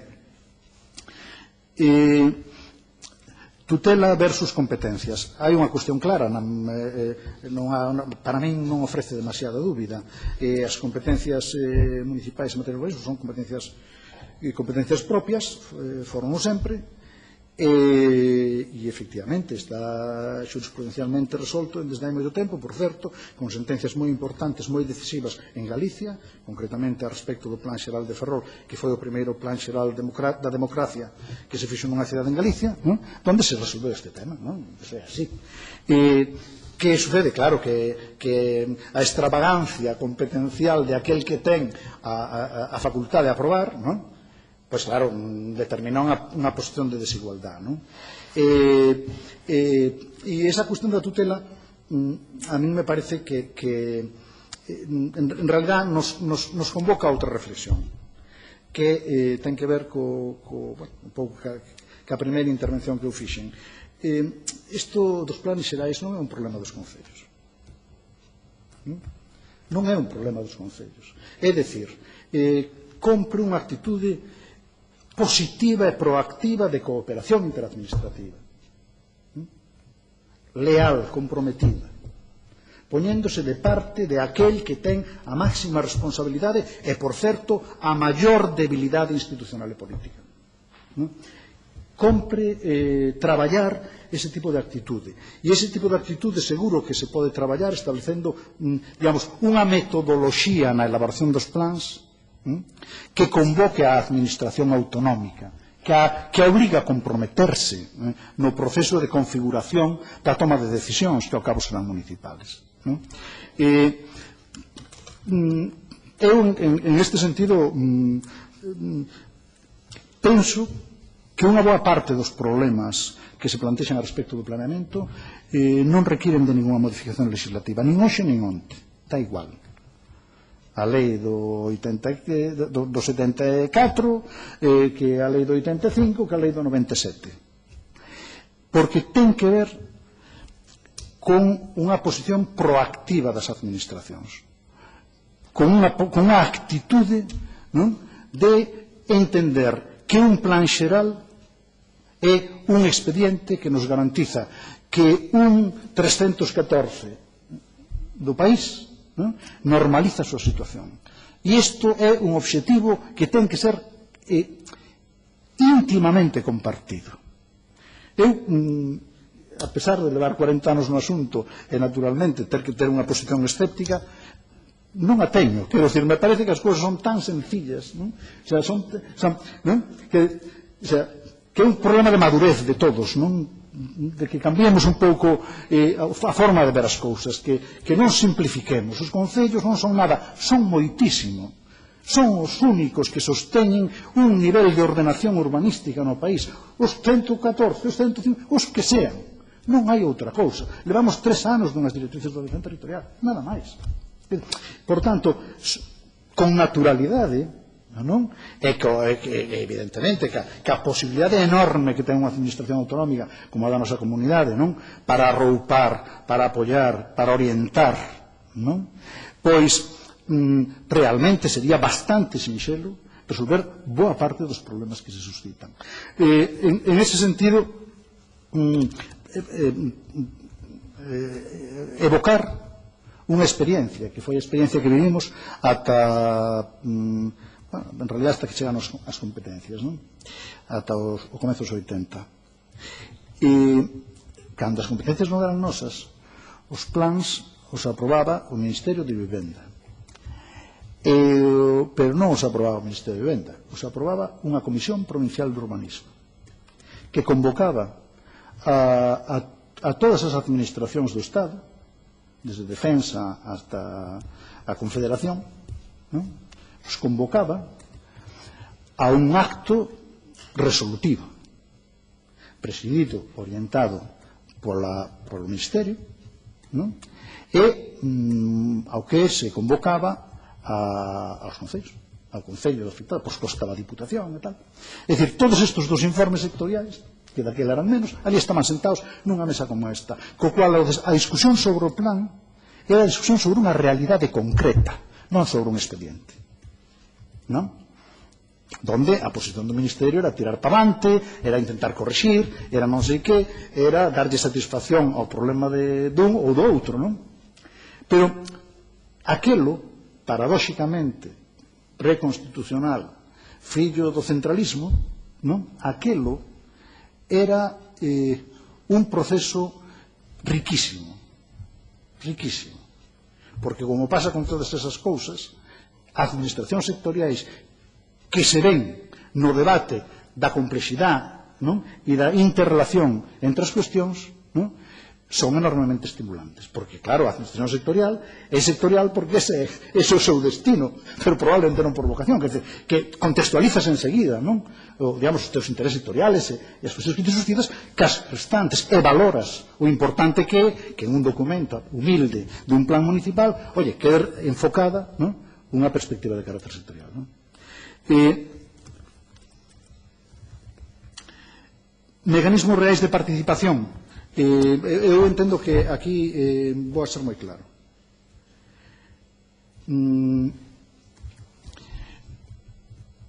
Eu entendo que no planeamento urbanístico que fala da regulación dunha propiedade minifundiaria dunha sociedade de pequenos propietarios e que fala da regulación, a participación ten que ubicarse nun espacio que non se confunda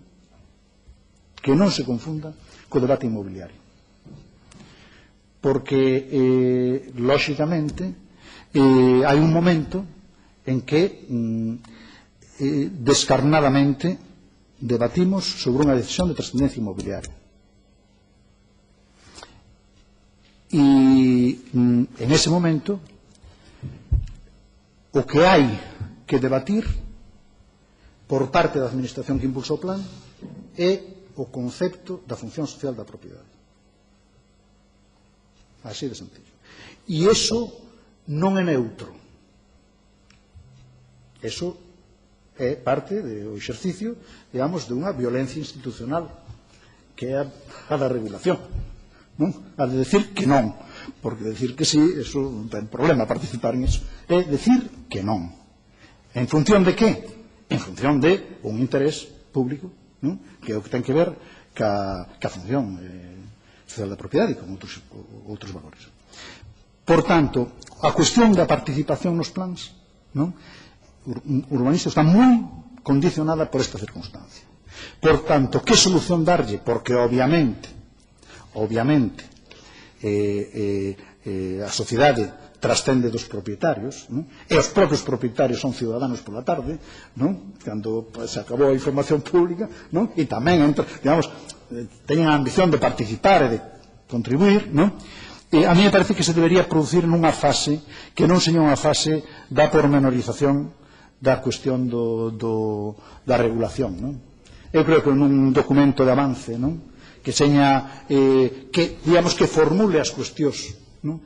De interés social, de interés colectivo, de interés económico, de interés tal, en un plano que seña un plano, digamos, de debate non catastral, para explicar, non? Eu creo que aí é onde habería que establecer este tema, co cual aparece un apunte sobre do cruce de dúas cuestións que antes comentaba, que son que será eso do borrador da avaliación ambiental, non?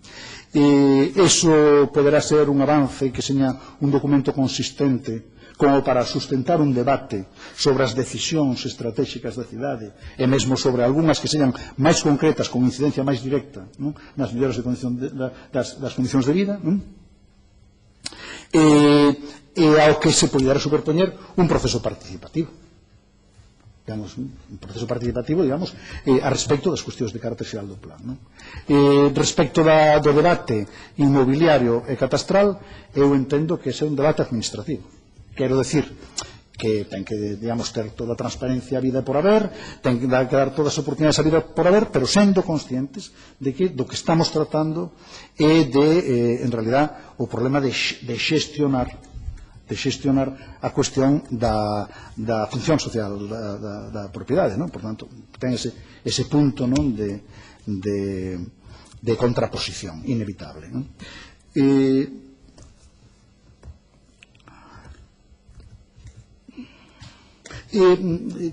Respecto da intervención do señor Fajardo,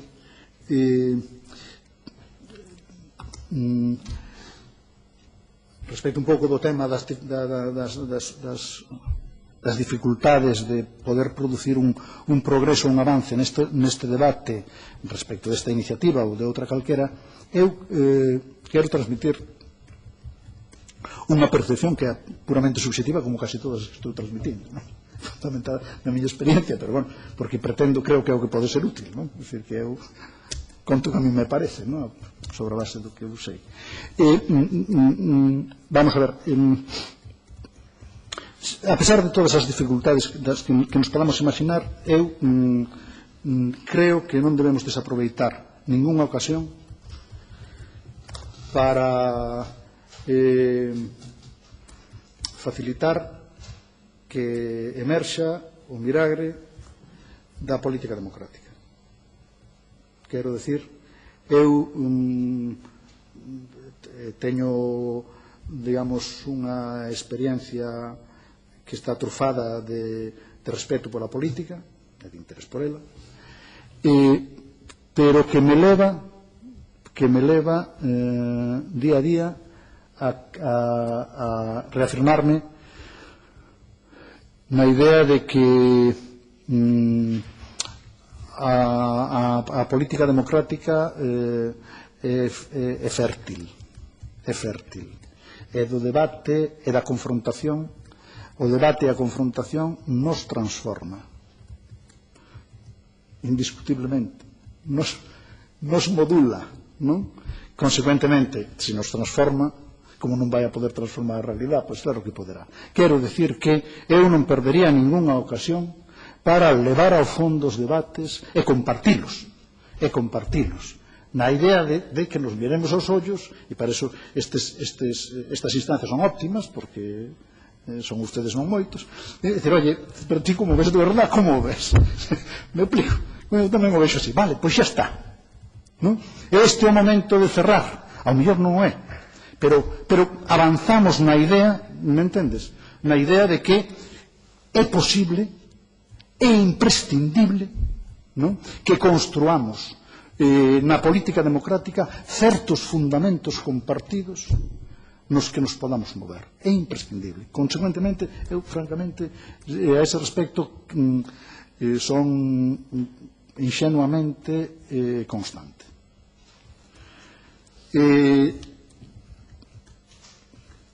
É mellor isto ou é preferible retocar? Señor Sánchez Bugallo. A mí non sei o que é mellor. A mí, particularmente, me parece que a impresión que eu teño é que en esta forma me parece a min que estamos lonxe, digamos, da construción de unha estructura que seña suficientemente potente como para dar resposta aos problemas de fondo, os do planeamiento, os outros, tal. Me parece a min. Pero, digamos, a modificación, bueno, podemos chamar unha lei nova, dame igual como se chama en tema nominal, eso non me preocupa demasiado, pero, digamos, o exercicio de exprimir a lei que temos planteando determinado tipo de modificacións, a mí me parece, na miña opinión, que é un exercicio de interese que eu aproveitaría para, na medida do posible, botar a cata, repito, ao fondo dos problemas, malia que non teñan solución neste momento, pero debemos deixar un capital, digamos, de reflexión, que seña compartido, porque pode haber outras oportunidades, ya saberá, e en todo caso, sí decir que eu, francamente, sí que sería estaría atento a que, digamos, neste exercicio de alixeirar o documento e de perfeccionar cousas, non deixemos caer outras, das que nos podamos arrepentir, no sentido de que a volta de uns anos nos demos conta de que foi un paso atrás, e que, sobre todo, non se compadecen co progreso de outros conceptos que a veces estamos impulsando, tanto a ordenación territorial como a propia profundización das políticas ambientais. Non vai ser que o deixemos caer, digamos, por unha cosa un pouco de circunstancias. Simplificar o plan xeral, xa antes comentei o que eu pensaba deso, de forma breve. Eu creo que pode haber diferentes formatos para o plan xeral, e probablemente esa seña a solución. Diferentes formatos dependendo da complexidade. É dicir, a documentación non ten por que ser a mesma, nin o alcance do plan xeral ten por que ser o mesmo en todas as circunstancias. Se queremos, digamos, ter unha certa taxa para que a cousa non seña moi desordenada, pois ao mellor compre, ou se podería, digamos, regular uns plans de certo rango, que serían uns plans máis de estructura, que serían os que corresponderían a municipios complexos, a municipios metropolitanos, a núcleos urbanos intermedios das vilas grandes e, por suposto, as cidades, que podía ter unha base, e logo, a partir de aí, incorporar en cada circunstancia que se poidera. Porque tampouco é un problema en moitas circunstancias incorporar algunhas determinacións de pormenor que estén consolidadas e que requieren un retoque, non? Pero en cambio, para os municipios pequenos que fan un esforzo unha vez na vida, oiga, pois vamos a resolverlo todo, que, bueno, que a fin de contas ten menos complexidade, non? A renovación e regeneración apórtanos algo novo o texto. Home, algo novo aporta porque recolle de feito algunhas referencias da propia lei e mesmo do plan de vivenda que agora temos que desenvolver. Pero eu creo que no sustancial non entra ao fondo do tema, como non entrou a lei das tres R's, porque o fondo do tema é algo emerxente, non? Que require abrir un pouco os nosos instrumentos, non? E buscarlle acomodo e imaginarnos como vai a ser isto, non? En términos concretos. E ver se iso ten que ver con que vai haber suelos urbanos non consolidados que son non sei como, pero entonces isto, que la edificabilidade, pero que, bueno, pues a que computa é solo por riba da que xa, non sei, esas cousas, non? Pero hai que abrilo en un análise de caso e, sobre todo, imaginándonos de que estamos falando respecto da renovación urbana. Porque a regeneración e a rehabilitación teñen menos dificultad, digamos, conceptual, non? A regeneración que leva consigo acompañando a rehabilitación e actuacións, digamos, no espacio público en términos xenéricos, non? Mesmo de reequipamiento, ten menos dificultad. A dificultad está na renovación, non? Entonces, eu creo que eso eu creo que cabería profundizar algo máis en ese tema, non? E imaginarse algúns instrumentos digamos, propiamente urbanísticos, non? Por exemplo, esas actuacións de regeneración urbana deben estar previstas nun plan xeral, non? Que ten vixencia de 16, 18 anos. Non van a estar. Son máis circunstanciales, teñen máis que ver cunha dinámica, non sei que, pois deberíamos imaginarnos como se instrumentan unhas modificacións ou un non sei que fale da clasificación de algo que era consolidado e que deixa de serlo, por poñer un caso, non? E ao mesmo tempo que vincule eso con certo grado de verosimilitude das iniciativas, porque probablemente, digamos, identificar cales son as actuacións de regeneración urbana é algo que non nos vai a ser fácil, que non lo vai a decir a realidade da cidade, non? Entón non é fácil anticipar eso. Pero, bueno, eu creo que sí, que grandes aportacións non se fan, pero que creo que estamos todos entrando nese tema. E eu aproveitaría efectivamente para profundizar un pouco máis, se se poidera, non?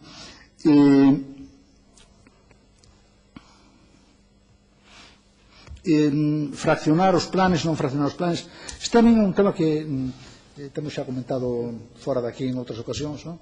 Que non me preocupa demasiado sempre cando a normativa, digamos, non se convirta nun corsé, non nos esforcemos por regular todo, porque realmente cabe imaginar moi ben que hai dous planos diferentes. Un é o da ordenación urbanística, que, falando dun suelo de expansión da cidade, ten que ter unha certa dimensión para garantizar a súa integración na cidade, porque é un aporte que se suma, non pode ser, digamos, unha hijuela, non? Ha de ser un elemento que este articulado, e para estar articulado ten que ter unha certa dimensión, para relacionar A con B, para relacionar o de fora co de dentro, ten que ter unha certa dimensión, porque por baixo desa dimensión é unha anécdota, é abrir unha calle, que sale de non sabes onde, vai a non se sabe que, non? O sea, hai unha certa dimensión para o planeamento, digamos, do crecimento, non? Que tamén ten moito que ver ca morfología, co caso concreto de que se trate. Entón, diferenciar entre a ordenación e a execución, non? A execución é susceptible de ser loteada, non? Garantizando que funcione, non? Pero vamos, ese tema a min non me preocupa demasiado. Débese poder fraccionar? Claro que se debe poder fraccionar. E iso pode ter que ver con plazos? Claro que pode ter que ver con plazos. E incluso os plazos teñen que poder ser revisables. Ben, ao señor Rodríguez, que cargamos de política sectorial do plan, evidentemente. E aquí eu distinguiría entre dúas cuestións. Primeiro, o carácter de instrumento integral de ordenación do plan xeral é moi rico. É moi rico. E é moi rico para o plan, é moi rico para o territorio e é moi rico para as administracións sectoriais, non? Porque é unha oportunidade de ver as capas e imaginarse as sinerxias, imaginarse como suman, como se relacionan unhas cousas cas outras, e dai xurden políticas que en canto non as mostras non se te ocurren, non? E ese é o valor do planeamento, o valor da planificación é ese, non? Entón, ese aspecto da intersectorialidade é, na miña opinión, riquísimo e imprescindible. Dito eso, evidentemente o que non pode ser un plan é un queixón de xastre, onde cada quen vota as súas indeterminacións, non? E hai unha cuestión que temos que ter presente. A gran contradición nas relacións entre o planeamento e as administracións sectoriais está nos tempos e na ambición planificatoria. As administracións sectoriais non teñen a ambición planificatoria de 18 anos. Isto é un exotismo na práctica administrativa e política. Os dos planes, non? É un completo exotismo. Alguén que fala de 18 anos, pero isto que é? Non? Claro, pero esa é a condición do planeamento. Eso tamén é o seu potencial, porque te coloca en perspectiva, non? Un pouco máis lá, sempre que non toles, sempre que haya sentidiño, non? Pero é así. Entón, eu creo que en ese aspecto as administracións sectoriais, non? O sea, o que non poden é votar sobre ese instrumento, o que ese instrumento non pode sustentar, porque ao cabo é de iniciativa municipal, non? Pero, sin embargo, eu creo a vez que esa cuestión da presencia do sectorial é a que realmente lle dá ao planeamento de planificación un plus, non? De potencial, digamos, de racionalización. Sobrecarga dos plans xerais, toda. Está claro, sobrecarga, toda. Económico-financiero.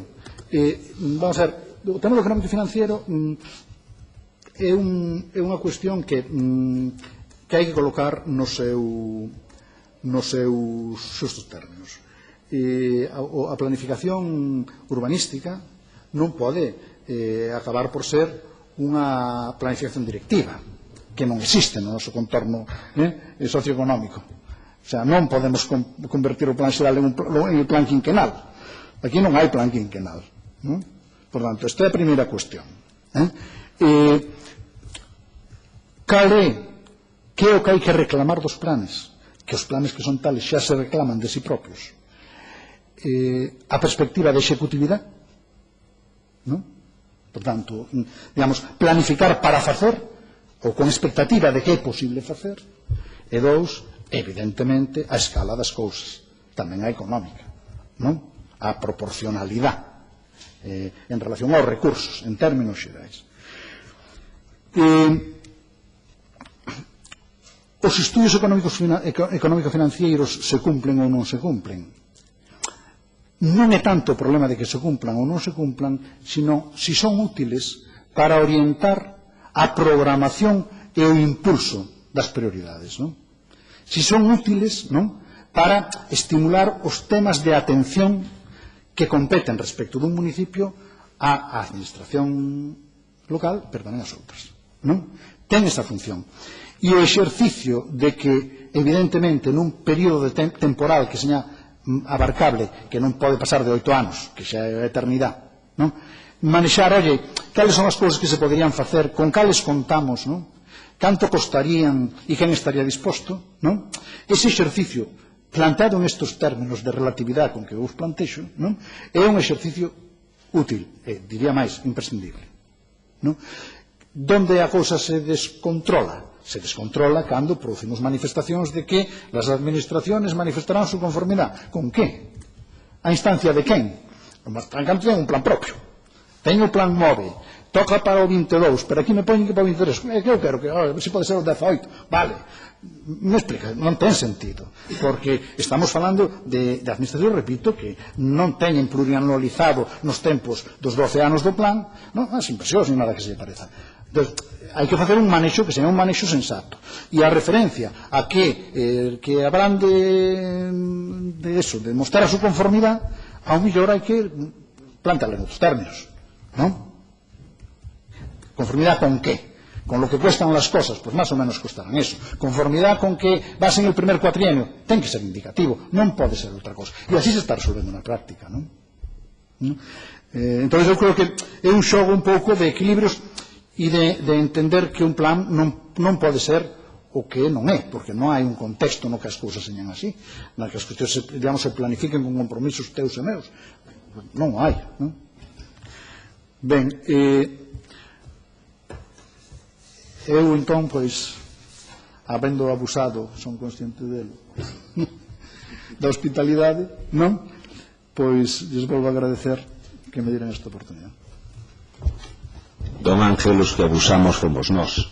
O problema é que se fai tarde, e aí ten razón o señor Bugallo, para as próximas xa solo son 3 comparecientes, xa lle digo, xa son 3, pero efectivamente, porque cando non temos unha persona como Don Ángel aquí, pois a oportunidade é de estrujalo, por así dicirlo, no bon sentido da palabra, e sacarlle todo o que poidamos, non, para intentar facer ese dictamen o mellor posible. Moitísimas gracias. Un receso dun minuto, se pode ser, porque creo que temos o siguiente, vamos a intentar continuar rapidamente ca comisión.